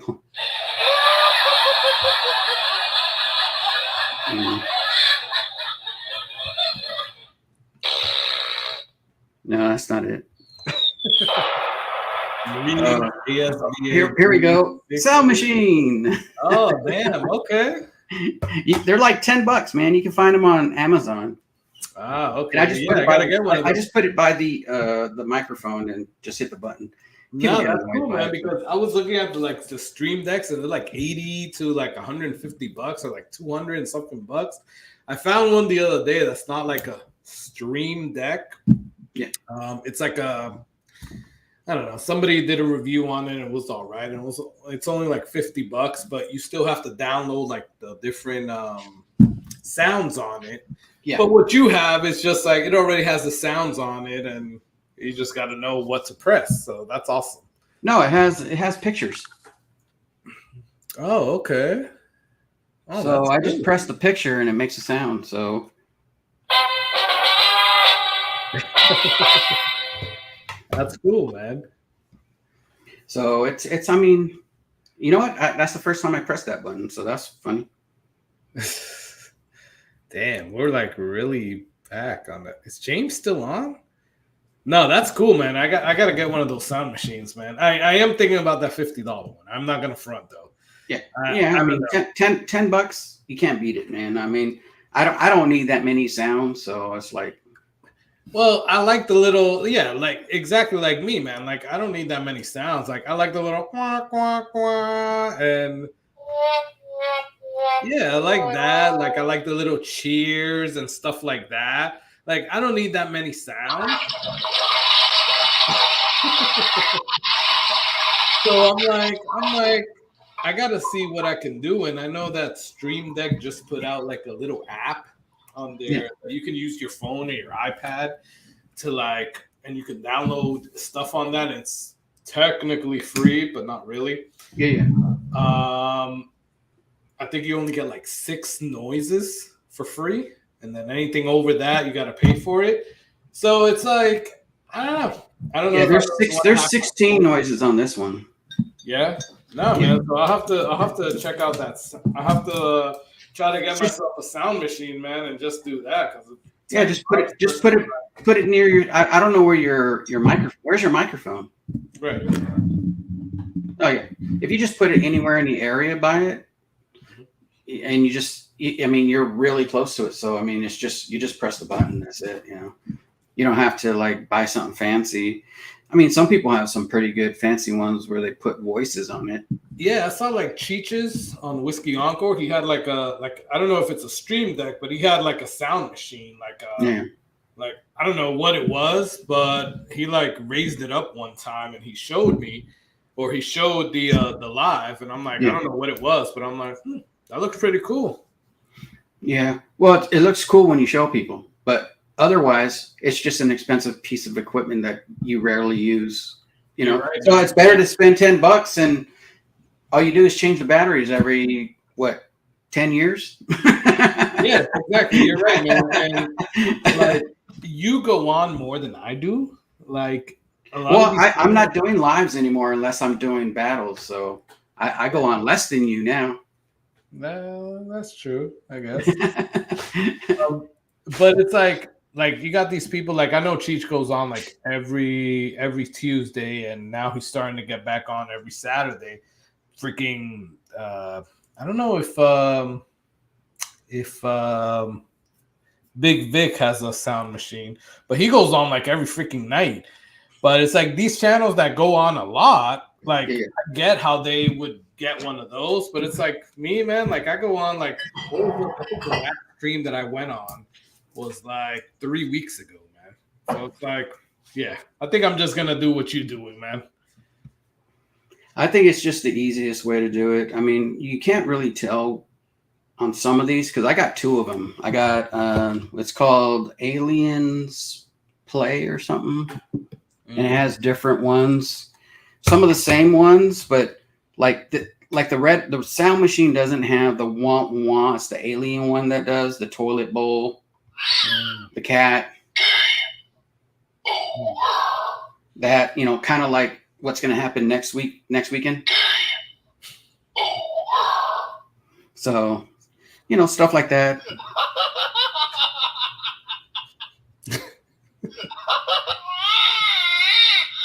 There's going to be a little bit of that next Friday too. Joe, you ever seen those YouTube shorts when they're like, you know, don't talk crap, and they got the 2 like UFC fighters, and it's like, don't be that guy that talks crap, because then like he gets beat up and stuff like that. I mean, I'm just saying, Joe. Oh yeah. No, I'm not worried about that. I'm good. I'm just saying, I'll be the quiet guy in the back. Yeah. I'll just show it that day. Yeah. You know, normally quiet guys are quiet. That's true.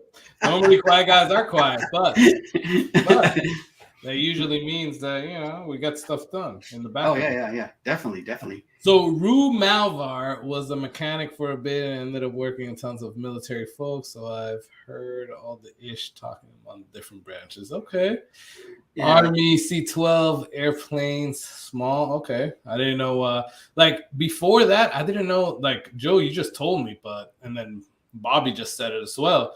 But I didn't know that Army had like small planes and like helicopters. Yeah. Like I feel like Army is just like infantry, like groundwork and stuff like that. I know the Marines is like could be in the air, could be ground, could be oversee and stuff like that. Yeah, that's why we got the Eagle, Globe, and Anchor. So we're worldwide deployed.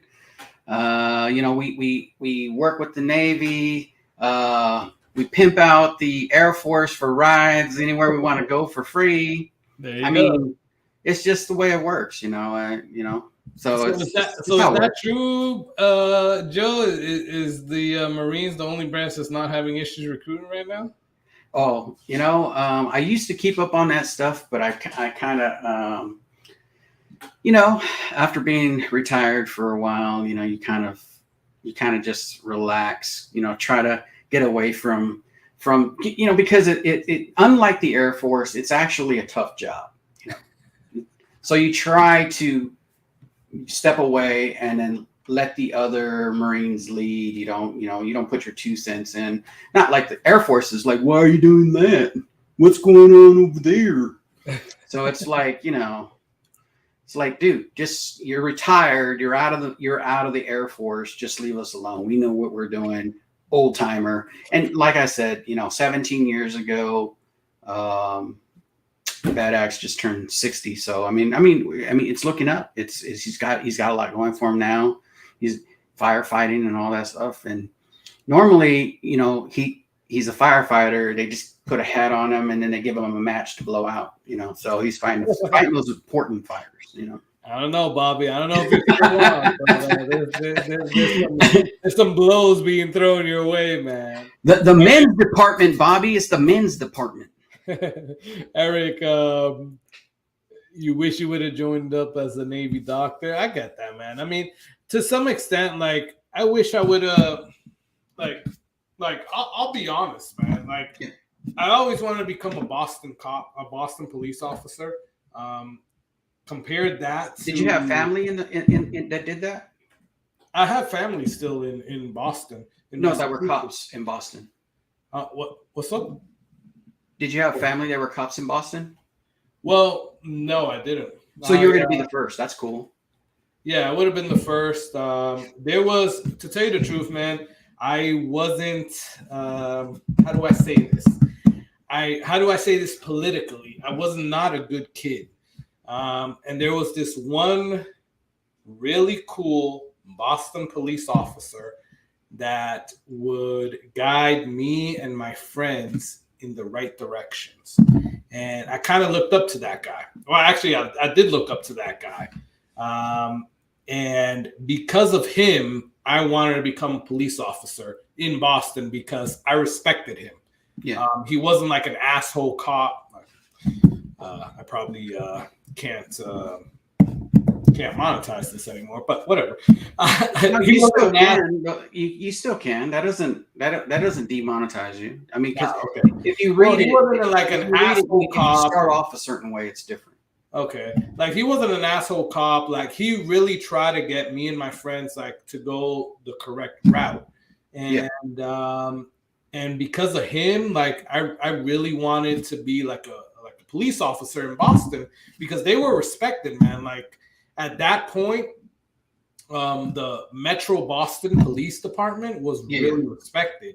And even though we were like doing whatever we were doing, you wouldn't mess with Boston, like Metro Boston police cops, like state troopers and whatever. Like I'm sure everybody has seen, or the Air Force. I mean, they were actually respected. Well, the thing is, like, I'm sure everybody has seen like The Departed and stuff like that. And, all that stuff is true, right? Like you had those like crappy cops and like those corrupt cops and stuff like that. But like Metro Boston Police, I'm sure there was a lot of corrupt ones. But like you grew up to like you respected them, right? And there was a lot of cool cops.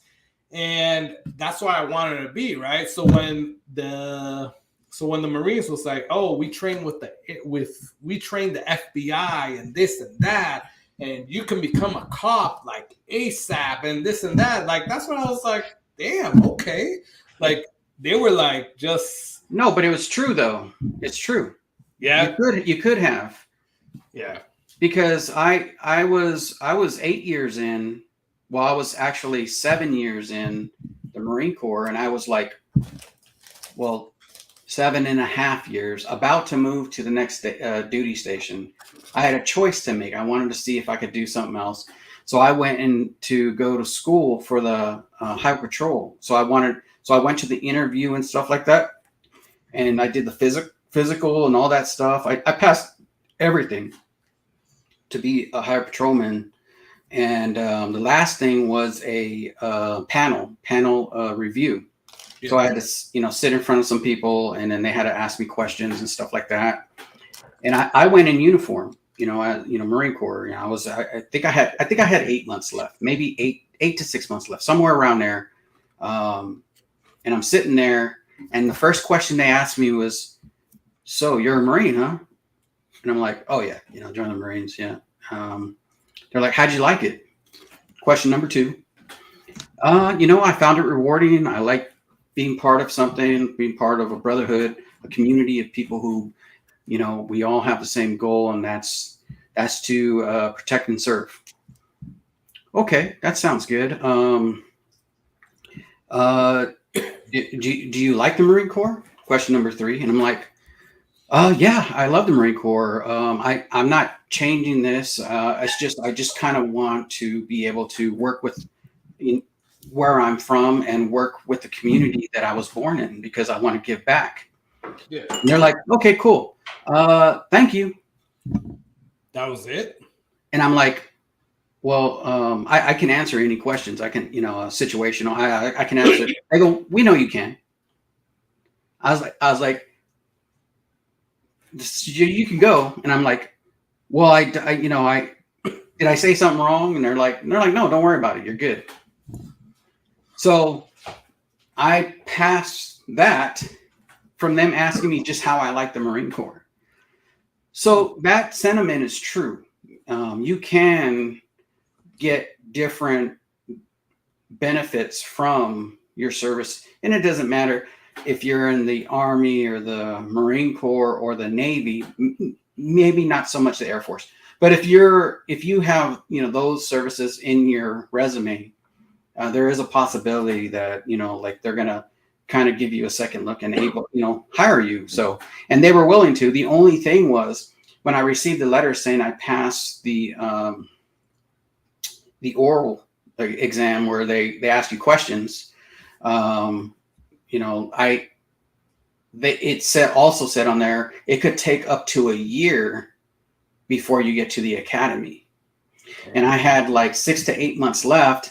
I had 2 kids, and I was like, up to a year to find out if I make the academy. I was like, I couldn't do it. I couldn't go. I couldn't risk. I couldn't risk what I've already put into the Marine Corps. Yeah. I should have did it like earlier, like the year before, and then went through the process while I was in for that year.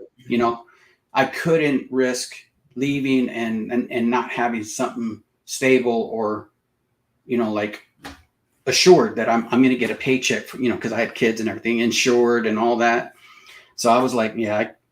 So I just, at the time, I was asked, like, oh, hey, what happened with that? Are you going to go do it? And I'm like, oh, I never heard from him again. So I had to tell people that, because I didn't want to tell them that I was too kind of nervous to just drop everything and hope that I, get it. And I'm sure I would have been fine. It was just that I was on my way up. I was doing so much. I was getting a lot of accolades in the Marine Corps. I was like, man, there's nothing that can stop me. I felt like at that time, I was like, I'm going to give that up to start over as a patrolman, and it's just like, yeah. And you know what? The benefits would have been crazy, being in a Highway Patrol, but because they actually, once you retire, you get like 80 something percent or 90% of their pay, like what you're getting paid. It's crazy how much they get paid for retirement. I'm not sure exactly sure. Dude, I know people right now that were like New York cops. Like, there's a lot of people from New York here in Florida in general, but South Florida and Tampa. But I know New York cops that joined when they were 18, and like they were like 40 years old, retired, dude. like getting pension. They were just doing whatever they wanted to do, and that was it. Because they joined up when they were like 18.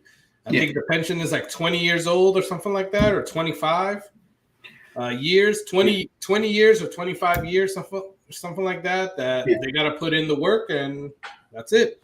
Yeah. So I kind of envied that, right? Because I was like, shit, like I should have. Like, honestly, at that point, I couldn't join. And my that police officer that I looked up to, he tried to help me out, but unfortunately, I was not a U.S. citizen at that point. I was just a green card resident, like a permanent resident, and I couldn't join on the police department. When I moved down here to Florida, I was like 24, man. So yeah. A long time ago, so I'm 40 now, and I tried again with the police department, and they were like, they are not respect. At least in South Florida, I don't know about Tampa, but South Florida, they were not respected at all. Even at that time, like 15, 16 years ago, they were like you would see stories like where they didn't even like care about. Unfortunately, about like shooting or killing a police officer, and it sucks, but it is what it is. Like that's what it was down here in Florida. And when coming from Boston, that wasn't the case. Like, yo, you go after a police officer in Boston, like you have the whole city looking for you. Like that is just like, hey, I know. No. Over there. Yeah, it was terrible. Like, they don't care. That's what it is. Yeah. Cheers, everyone. So I kind of put a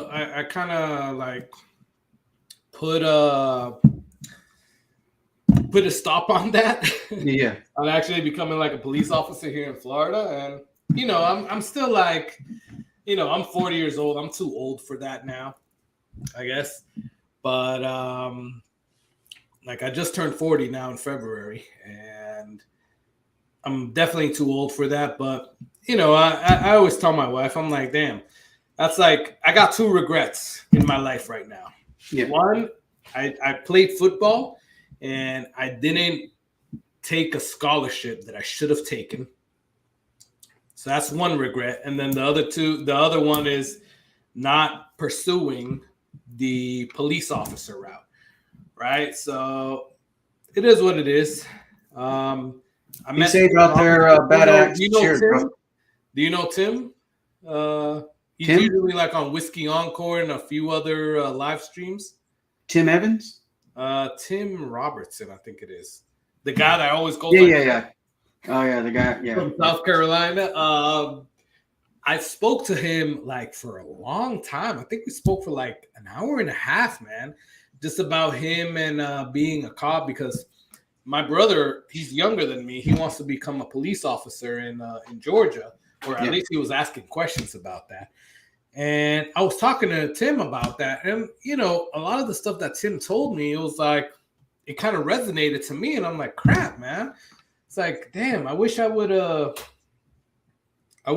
just bit the bullet and just went for it when I was younger. Yeah. That's what it is. But, when you got kids, and I'm sure when you got kids, you got and a wife and a family, you got to do what you got to do. So the money was, I'm in IT sales right now. So the money was in IT sales. And I'm just like, hey, I got to follow the money because I got to bring in the money to provide for my family. And me starting over as a police officer isn't going to cut it. So it is what it is. Yeah, but I spoke to Tim for a long time over there at the in St. Augustine at the Whiskey Encore meetup. It's a cool guy. Hey, what's up, Gandy Road? Thanks for joining us. It is a late stream, man, and I said that I was gonna get off like 30 minutes ago because my kids have My kids have school tomorrow. It's actually the first day of school tomorrow. I'll probably get off in like the next 10 minutes. I'm just finishing up my Lucky 7 holiday toast that I popped. Dude, you're still on that? I've had like 5 other drinks since you started. Dude, I poured this like probably like 3 times. Oh, gotcha.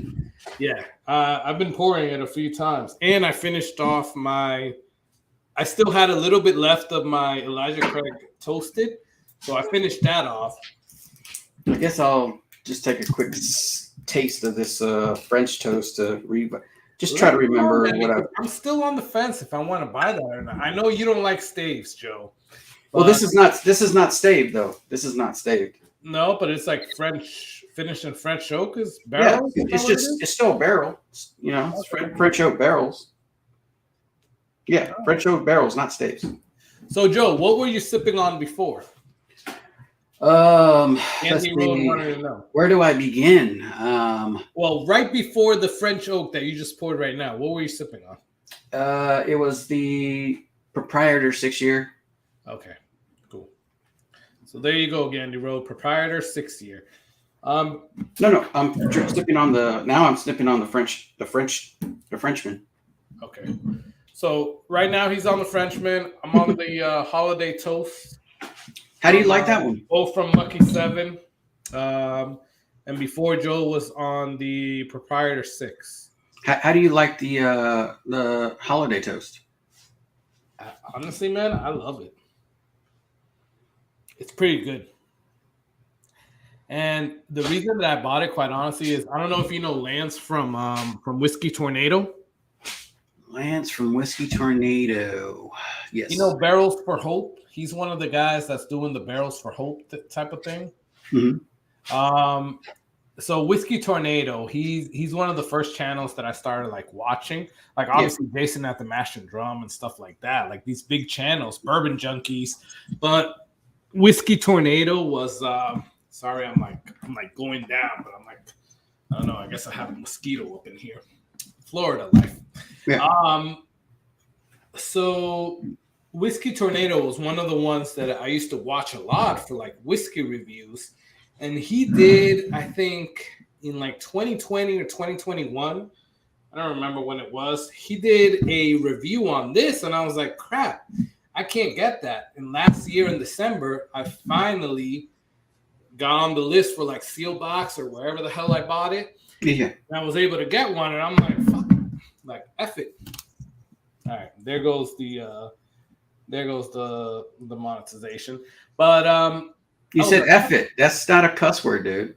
I almost said and you can cuss on your streams. You just can't. It can't be a vulgar thing. You can't be like talking negatively about certain subjects. But it's not it's not one of those things that you can't monetize your stuff if you want to. Okay, cool. I don't know if this is gonna be monetized too much, but you know, I still want it to be open for that. Mm-hmm. But no, I was like, F it, let me just get it because I got on it. Well, you used 2 F-its in a row. I don't know now. What happened? You used 2 F-its in a row. I don't know how it's gonna work now. Well, I was like, oh, forget it. And I was like, I have it in my cart. It's still available, and I just bought it, man. And I was like, let's get it. So I bought that. I think it was like November or December of last year, and I know it's been out for a while, but I finally got it, and it's crazy that now is when I'm popping it. So I've had it here for like 9-10 months, and I haven't popped it yet. So I'm digging. Damn, that's a long time. I actually have whiskeys like that where like I'm okay. I'll get to the review. I was supposed to review this Old Bones 15-year-old bourbon 2 years ago. I still haven't popped it. Damn, Old Bones. That's what it is. Yeah, Old Bones 15-year reserve. One of the reasons why I haven't popped it is because it didn't have any markings on it, like batch number, alcohol, like what's the percentage and all that, and then on the side it doesn't have like age or barrel number. And I was just like, man, I don't even know what it is, and so I can't really talk about it. I did So where is email that them. from? Do you know where that's from at What do all? you mean? No, I emailed them, and they got back to me and told me it's probably batch 2, and I'm like, okay, cool. But every time I look at it and I look at there's nothing on it, I know it's batch 2 possibly, and I'm like, yeah, but I don't know if I want to like open it. It's just one of those sentimental things. It's like doesn't have any markings on it. It's just a bottle they accidentally put in the crate without even marking it. So it's like that seems pretty cool to have. So I was just like, you know what? It ain't like I'm gonna miss it if I never know. And at some point I'll pop it open. Yeah. Maybe when I'm at my 15-year anniversary on YouTube.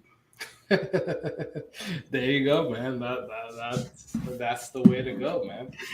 Yo, what how many subscribers do you have already? Do you have are you over I know you're over 1,000, but are you over 2,000, 2,500? Oh no, 2,000? no, that's Bobby. Bobby has I think 10,000 Air Force people subscribed. Yeah, Bobby's got 10,000 Air Force dudes subscribed to him. They like it. They like how tight his jeans are and stuff. The Air Force guys, so they subscribe to him. So that's cool. I myself don't have that appeal for those Air Force guys. They're like, oh, he's too rugged. He's too, he's a man's man, and we like the Air Force Bobby. So I know he's not here right now, so that's why I'm talking shit. I'm talking shit. But I get you. Yeah, he probably jumped off already. I know Gandhi Road, Eric Gunderson, and Tater Dom are definitely on right now. No, he did. He said, "Cheers, guys, got to run." So that was a while ago. So okay. All right. I just saw that. Sorry. Yeah. Yeah, man. It's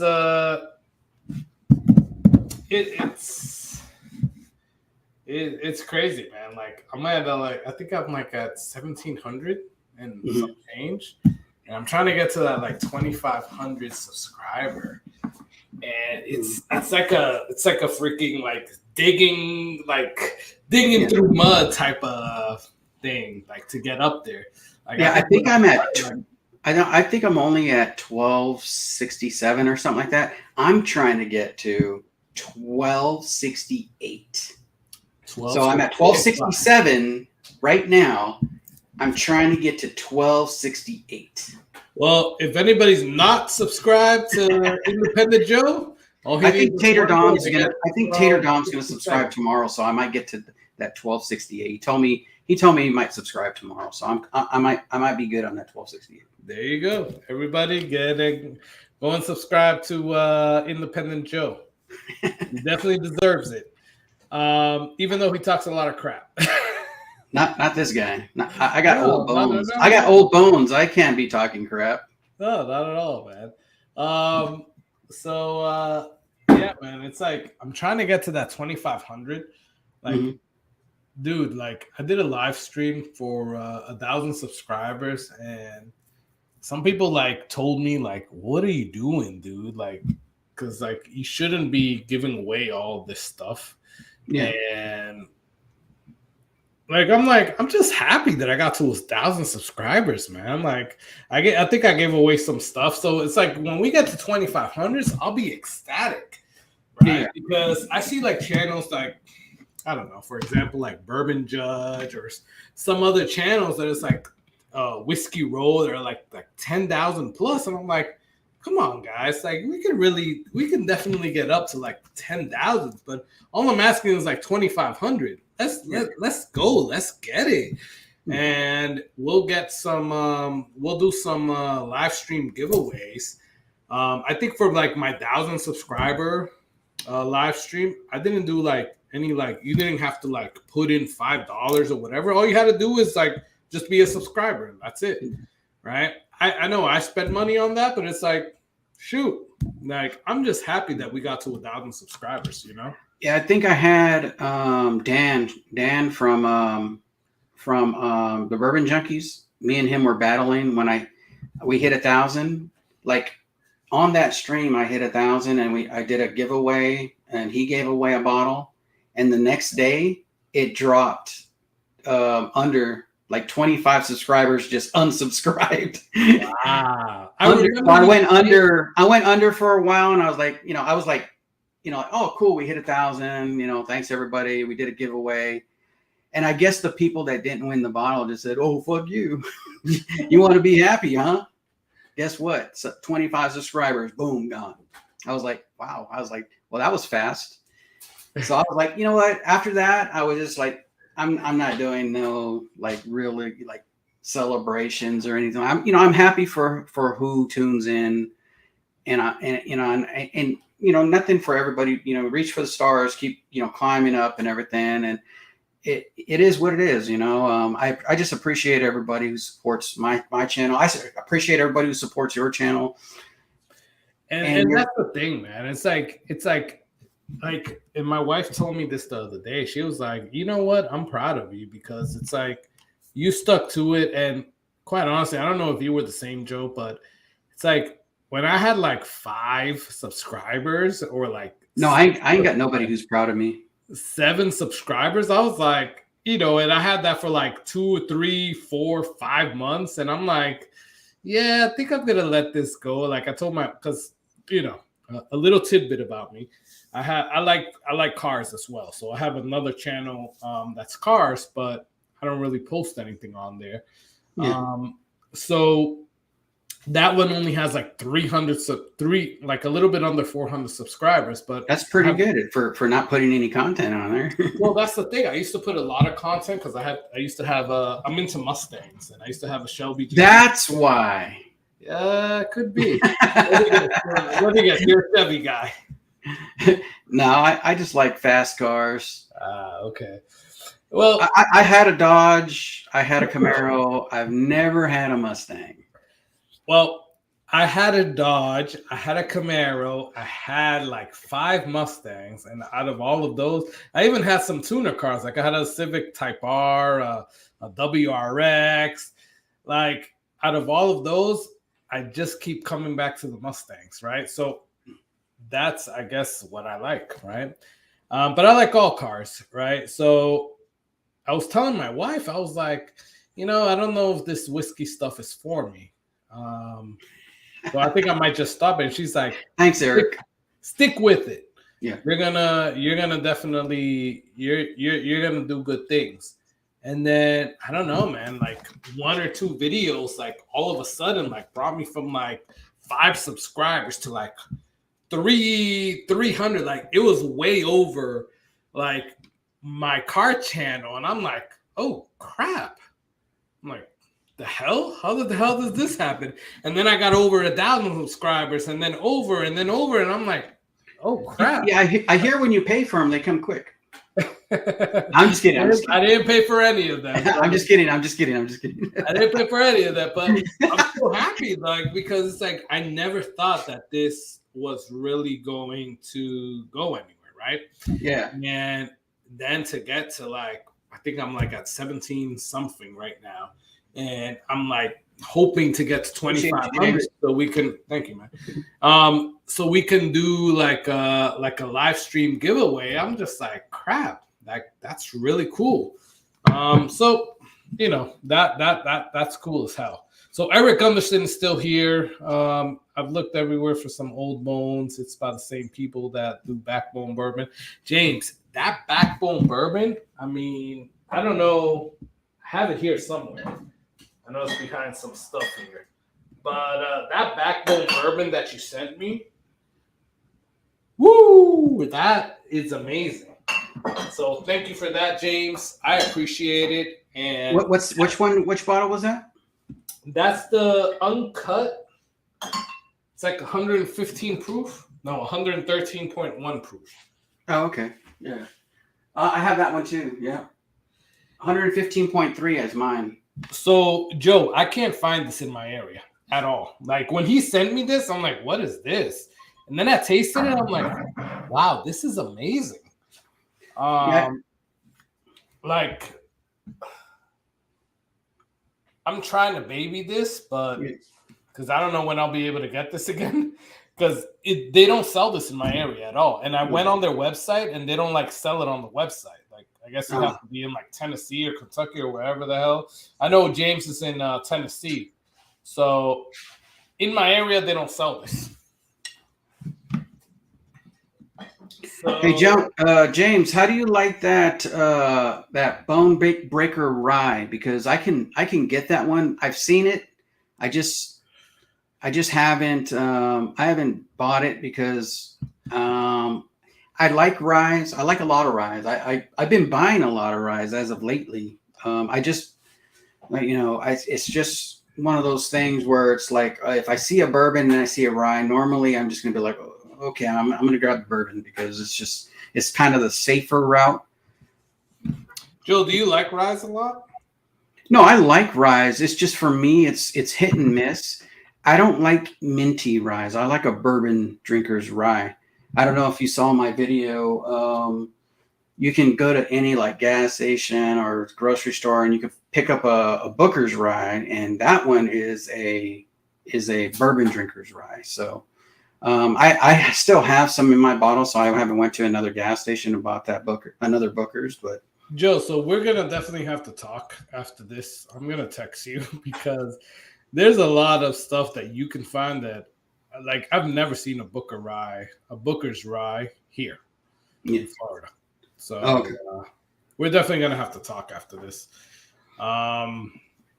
because I'm gonna have to send you some money, man, and see if you can go hunting for me in your area.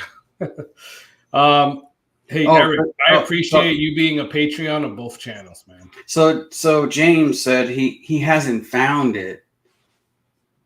I thought he said he had a bone breaker rye. Let's see. What did he say? He said it's by yeah. By the way. Oh, so you haven't got Joe, it. James just subscribed to you, by the way. Yes. Eric is proud of you. He's kind of proud of me. And where you're at right now. But I appreciate that. James said he hasn't found the MU. I haven't found it myself. Just heard really good things. Okay. Did you see the thing, the plaque Eric Gunderson got? The what? He sent me this. Oh yeah. It says independent. It has my name on it. That's crazy, right? Yeah, that's really. How did he know my name? Eric, do you guys just do? Because I know it was Eric and another, and he mentioned somebody else, or you mentioned somebody else. That it's Eric and somebody else that does that. Is it just military stuff, or do you guys do like other types of plaques? Like, that's a nice one right there, bro. That Whiskey Corner one is pretty cool, man. I mean, I got that on Etsy, right? Yeah. And it was just like you could only really change that. This is just you could change the date there, but everything else is like it comes as it is, right? So that's pretty cool what they got you over there. So I wanted to see if Eric, like, do you guys just do like military stuff, or would you guys do one? And like, how can I? What were you looking for though? Like what are you looking for? Like other than what that is? Because I thought that was pretty cool. I like it. I'm looking for something that's like a street sign type of thing. Oh, I got you. Because not like another circle. I have one. I don't know. Let me move it over here. Maybe I don't know if it'll reach, but I won't reach. Well, maybe it will. I don't know. You guys might see it over there. Uh-oh. He might have unplugged it, folks. Hurry, plug it back in. I'm here by myself. So, all right, cool. He's back. Yeah, I don't know. I was gonna say, hey, can you point it down? Can you point it up? I'm trying to see all the whiskeys you got. I'm not gonna do that right now. I'll do that after. No, that's cool. It's cool. I mean, I see you probably sent me Kentucky Owl, maybe a 2XO right there. So I'll figure it out. You know what? I send you both of those. Yeah. Yeah, I figured as much. I was looking at those. I was like, you know what? Those are easily reachable, and he's probably just sitting there like, oh fuck it, I don't care which one I grab. I'm gonna grab then one. I sent you Lucky 7 Holiday Toast and Maker's Mark. Yeah, I know those ones. I know those ones ain't true, but the Kentucky Owl, the Kentucky Owl one right there, and the 2XO is getting a little low there, big fella. Takumi right here, yeah. I sent you the Takumi and I sent you the 2XO Innkeeper's Blend. Honestly, I haven't like tasted those since like I did the review on them. You know that, and quite honestly, and I don't know if you go through this, Joe, but that's why I haven't like popped a lot of these bottles because I'm just trying to get rid of bottles at this point. It's like I'm trying to like just drink some of the stuff that I already have open. Yeah. So I can freaking like I have stuff here on the floor. Yeah. Which one of those High West did you send me? Huh? Which one of those High West did you send me? Midwinter's Night Dram. Act 10. Okay, cool. Yeah. So you got that one, man. Don't worry. All right, cool. I was hoping to taste that one too. Yeah, cool. I know you got it though. I just got an Old Forester single barrel rye, and it's fantastic. I like it better than my JDP BP rye. You know what, Kenny wrote? I'm not a rye person, but I have to say, this is probably one of the best ryes that I've tasted ever. Well, the funny thing is, I sent you. Remember, you won, so I sent you the Kentucky Owl 12, and then I sent you the old, which is crazy because I sent you the Old Forester rye single barrel. No, wait a minute. Never mind. It was Michter's single barrel rye. You sent it to Eric, but those are marked. Those are marked what they are because those are what you won. So it says wheel winner on the bottom of. I just wrote it in because I didn't make no stickers for that because it was just what you won. But those two bottles, I sent you the old Michter's single barrel rye, and then I sent you the Kentucky Owl 12 batch 12 because you won those. So those are going to be extra. Those are extra in the box, just so you know. Okay, cool. Those ain't part of the flight. Cool. I appreciate that because I haven't tasted those yet. So you could actually send them part of the flight because I haven't tasted the Michter's single barrel rye or whatever the hell you got. What was that? The 10-year rye or the 12-year rye? No, it's just a single barrel. The single barrel. All right, then I think I've tasted that one actually. Yeah. Well, that was what I was giving away. So that's what you won. Somebody else won like two other. I think it was the Corbin Cash ones, and then on top of that, I had drank those two, and so somebody picked the Corbin Cash, and then it was a thing at the time. It was alive, and you won. So yeah, no, and I appreciate it, man. I mean, quite honestly, I've probably lost count of what I've won and haven't. Like I've been pretty lucky. Like I just opened this from Snapshot Stream. From Snapshot Stream that Big Vic sent out, but it wasn't from Big Vic. It was from I think it was from it wasn't John Kranz. It was somebody else on the stream, but Big Vic sent it out. It was like a Jim Beam repeal batch. I've never heard of this. But it's pretty cool. Like it just came in, and I'm like, I opened the box, and I'm like, the hell? When did I win that? You know, so it's cool that you sent that out because, quite honestly, between me and you and the 6 people that are on right now, I don't remember that I won that, Joe. So that's why I didn't send it. Yeah, you know, I was gonna hit you up eventually. I'd be like, hey, you know, didn't I win some on your channel? What the heck? I won something. Well, I mean, shoot. To be fair, I've been waiting on some water bottle. I haven't even drank a lick of water since I've won that water bottle that I've never seen. Here's the thing. Here's what happened, man. like I had the water bottles ready to send out for you, and then you told me like, oh yeah, by the way, this is the game, and I'm like, oh crap, I gotta really like think about this. And I started traveling and all this and that, and I'm like, damn, I gotta really like think about what the hell I'm gonna send to Joe. Yeah. And no, long story short, I just sent it out today. Well, yesterday because it's already. I didn't even think about it. I just put, like the 4 bottles together, and I just sent it. I was just like, yeah, whatever. Yeah, and what were those 4 bottles again? It's the regular Maker's Mark, the regular Dickel, the Evan Williams Bottle and Bond, and then the double Eagle Rare. It's a 20-year Eagle Rare. It's all right. It tastes to be it tastes okay. It's not like this. It actually tastes like shoe polish. If you like shoe polish and you eat it regularly, you get used to that taste, the flavor profile, and all that stuff. You'll be Yeah, fine. I mean, I've been known to take a little bit of shoe polish in my put it up in my especially if you were going to join the be a cop at some point, you probably like polish your shoes at one point, polish your boots. Yeah, you got to have those bright shoes when you're when you're doing the beat, right? Yeah. No, man, but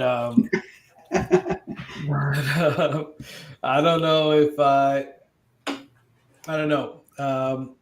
So let me ask you a question.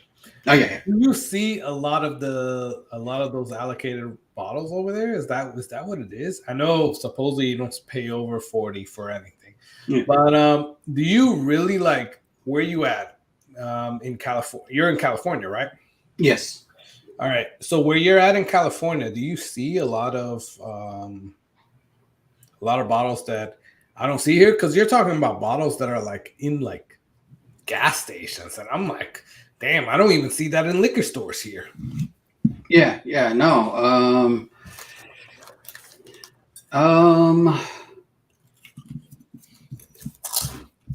No, I mean, everywhere they sell liquor, you're gonna find something different every time. So I mean, it's just not really. I mean, they call it hunting, but I think that word hunting is kind of vague because you can really, hunt like anything. So if you're hunting whiskey, you look at gas stations, you look at little convenience stores, you look at little grocery stores. I mean, it's everywhere. I know in certain states, like Costco's, don't sell whiskey in certain states. I don't know if it's Florida, but well, for example, here, like liquor stores don't sell whiskey. They sell wine and like beer, but they won't sell like whiskey. They won't sell any hard liquor. But a Costco's or a Sam's Club. Well, see, I live in a state where men live, so we actually are able to buy whiskey in a various amount of stores because men live here. And I mean, I know Florida. There's obviously you're there, so there's like one man in all of Florida. So hey, it's cool, It's going to be a good battle, I'll tell you that. It's going to be fun. Yeah, I appreciate that, man. Thank you, man, and thank you for considering me the only man that lives in Florida. I appreciate it. Only one I know. I mean, shoot, man. I mean, you're ready to battle. So. Don't tell Cheech about that, right? Oh, okay, I won't. Yeah. Don't tell Cheech about that. But yeah, here, and it's like some people have. So I'm part of a few bourbon groups. Yeah. Like all the way from Orlando to Tampa to like St. Petersburg. And it's like crazy because you see some people like posting stuff out, like mostly in Orlando, and they're like, "Oh, I got this Stag Junior, or I got this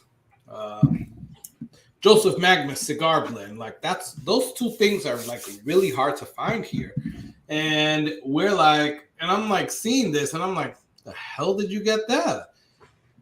But then I go into Total Wine today. You know what? I got that, and No, I'm showing James. He asked if I've tried it. I'm just showing. okay. It's almost gone. It's almost gone, and I only have one other one left, so it sucks. Those are hard to find. You don't like it, Joe? You said it sucks? No, it sucks that I only have one left after I finish this one. It's crazy because I had the ability to buy more than one, right? Here in the local liquor stores.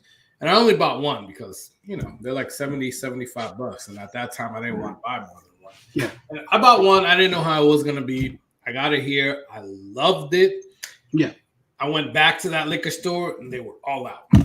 And now it's like they're all out. Nobody has any in my area. So I have this one. I think it's like 134 or 132, something like that. Well, yeah. Let me see. Mine's 138.2. I think James says he has a 139 proof bottle, so that's pretty cool. Damn, James. I have 134.3. So it's not bad. But you guys definitely have that those hazmat bottles, that Coy Hill type of bottles.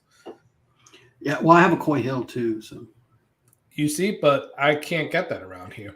Yeah, it costs $40. It costs $40 like over the here. 10-year and the 12-year, and I have a 10-year here that I got. This is batch one. This is batch one of the from 2021, I think it was. But it was last year, actually. That was from last year? Yeah, 2022. Yeah. Okay. So I got this one, and I haven't been able to find any other ones. But then I'm seeing all these posts about people getting the 10-year and the 12-year and the new ones, and I'm like, the hell? I've been babying this bottle for a long ass time. Yeah, I have two of those for batch one. I skipped batch two because I have two batch ones. So to me, I don't foresee that it's going to be too much of a difference to buy a batch two. And I have two bottles, so I'm not going to just waste money. So I ended up buying the 12-year instead of getting another batch 10 or batch 210 because I already have two batch ones. So I'm like, it's fine. I don't think it's going to be too much better anyways. Well, that's the thing. It's I want to get another batch 10. I want to get another 10-year because they're only $40, so you should get as many as you want. Yeah, in your area, right? Yeah, yeah. That's why I need to send you $40 so that you can get me one. Well, then it's no longer $40 because you're shipping and everything else. You know what, Joe? I will spend the $60. I'll pay you $20 to get it for me and ship it out here because even here I can't get that. I think I paid honestly for that one. I didn't get that in 22. I think I got that in 21. And well, it's kind of hard if they weren't selling it in 2021. Really? Are you sure, man? It just came out last year. This year they came out with batch two. Batch one was last year. Batch two is this year, along with the 12-year. Because unless I'm wrong, I mean, unless I've had maybe one too many drinks, but I could have sworn. Well, because you might be right. I don't know, man, because I remember that I got it. I went to this liquor store and apparently they were saving it for Dan Marino. I don't know if you heard the story before, but I said it on one of my. Well, I don't know who Dan Marino is, so yeah. Well, they were saving it for Dan Marino, and Dan Marino hadn't been into that store for weeks. Yeah, I've never met her. They were saving this bottle for Dan Marino, and they were like, "F it, you're looking for Jack Daniel's 10-year." I'm like, "Yeah," and all right, we got a bottle. You're basically stealing from Dan Marino, but we got it. And it's I think I paid $120 for it, which wasn't bad at that time because I've seen them for $400 and stuff like that in South Florida at that time. And it was crazy, but they gave it to me at $120 and I was like, F it, let's just get it. Yeah.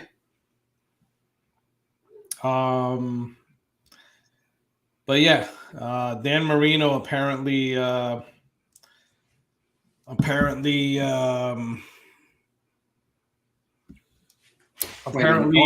Hold his on. Jack Hold Daniels on. 10-year. Where did this Dan Marino touch you? Tell me. Oh man, you're funny with that thing.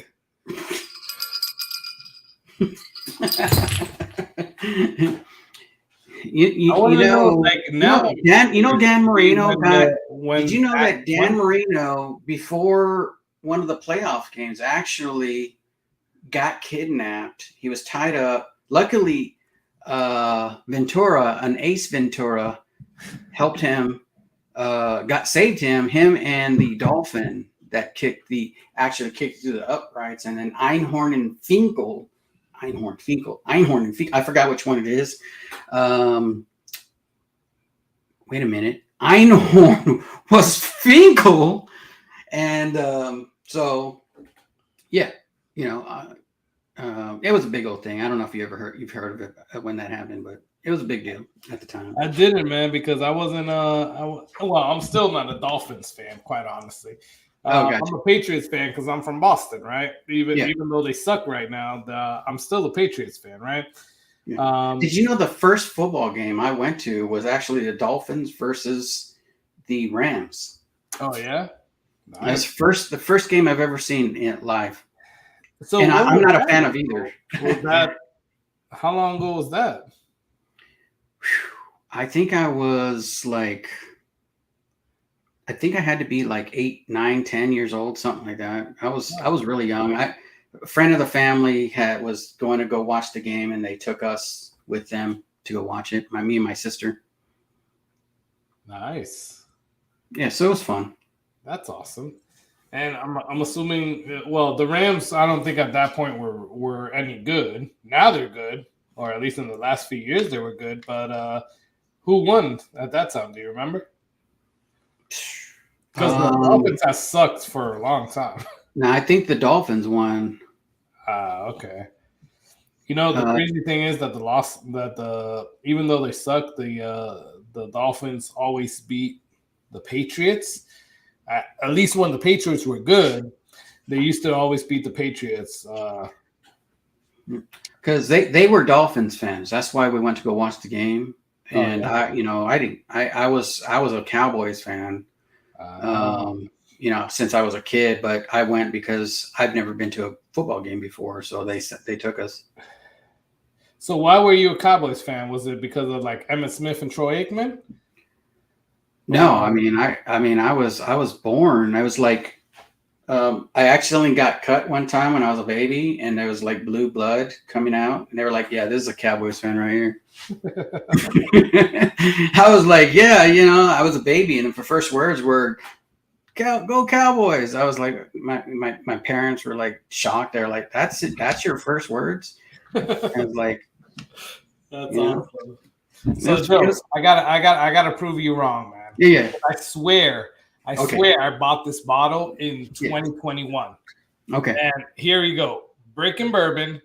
Yeah. September 2021. Yeah.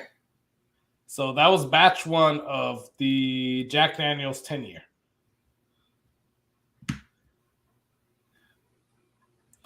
So you got me.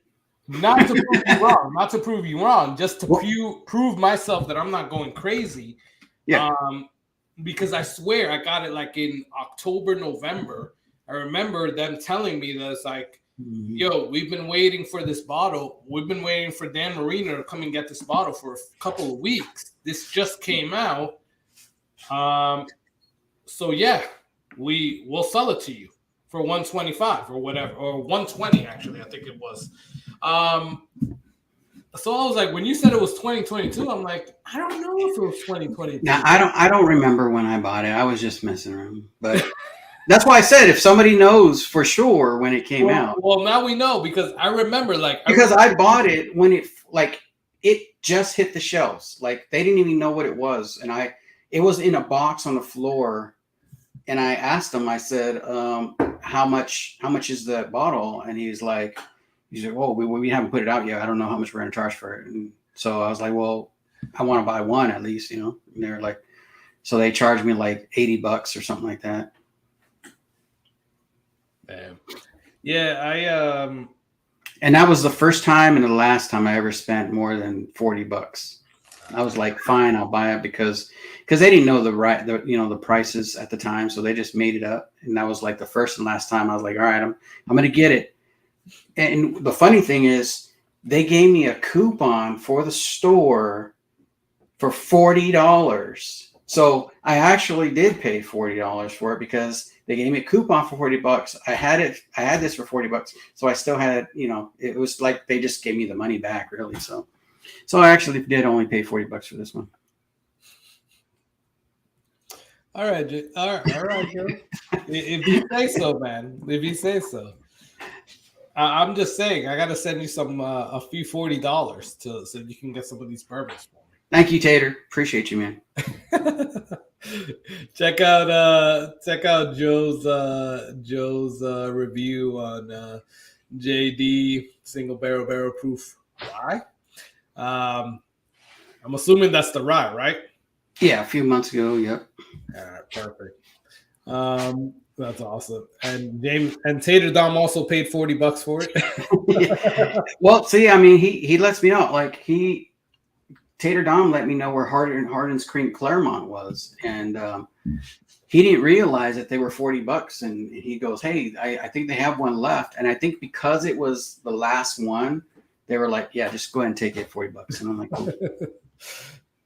And then Eric Gunderson just said this Old Elk wheat pick was only $40. All right. You know what, Eric? He's drinking this one right here because I think it's this one. It's El Cerrito pick. I guess I'll jump on this bandwagon too. I just got this Old Elk cigar cut. Yeah. And I only paid $40 for it. Hell yeah. $40. That's it. Yeah. I mean, it's worth it. It's worth it. It's worth it. I'm lying through my teeth about it, but why would you lie? You don't have to lie. But as far as we're all concerned, I paid $40 for it. Yeah, man. Yeah, I would never spend more than $40. You know, that's something good that that's a good thing to tell my wife. Yeah, there you go. Now we're on the same page. Go. Now we're on the same page. I get it now. I get everything now. No, right? You'd be surprised what $40 will get you. Yeah, that's it. I think it gets you a Happy Meal at McDonald's, but everywhere else it gets you a bottle of whiskey. There you go. Hey, guys, I'm gonna get off. Joe, it was awesome to have you on, man. Thank you so much. I'm looking at the time right now, and it's like 1:43 my time, so it's like I should probably get to sleep because I gotta wake up in 4 hours or so, 4.5 hours, to get my kids up for school. So it is what it is. But I appreciate you getting on, man, my friend. I really appreciate you, man, and you make this definitely worthwhile. And everybody that's on and that joined on today definitely make this worthwhile. I appreciate each and every one of you. So. Thank you. Yeah, James, Tater, Eric, thanks for sticking around, man. You guys are freaking awesome, man. Yeah, thank you so much, guys. I appreciate all of you. And thanks for everybody that just got on.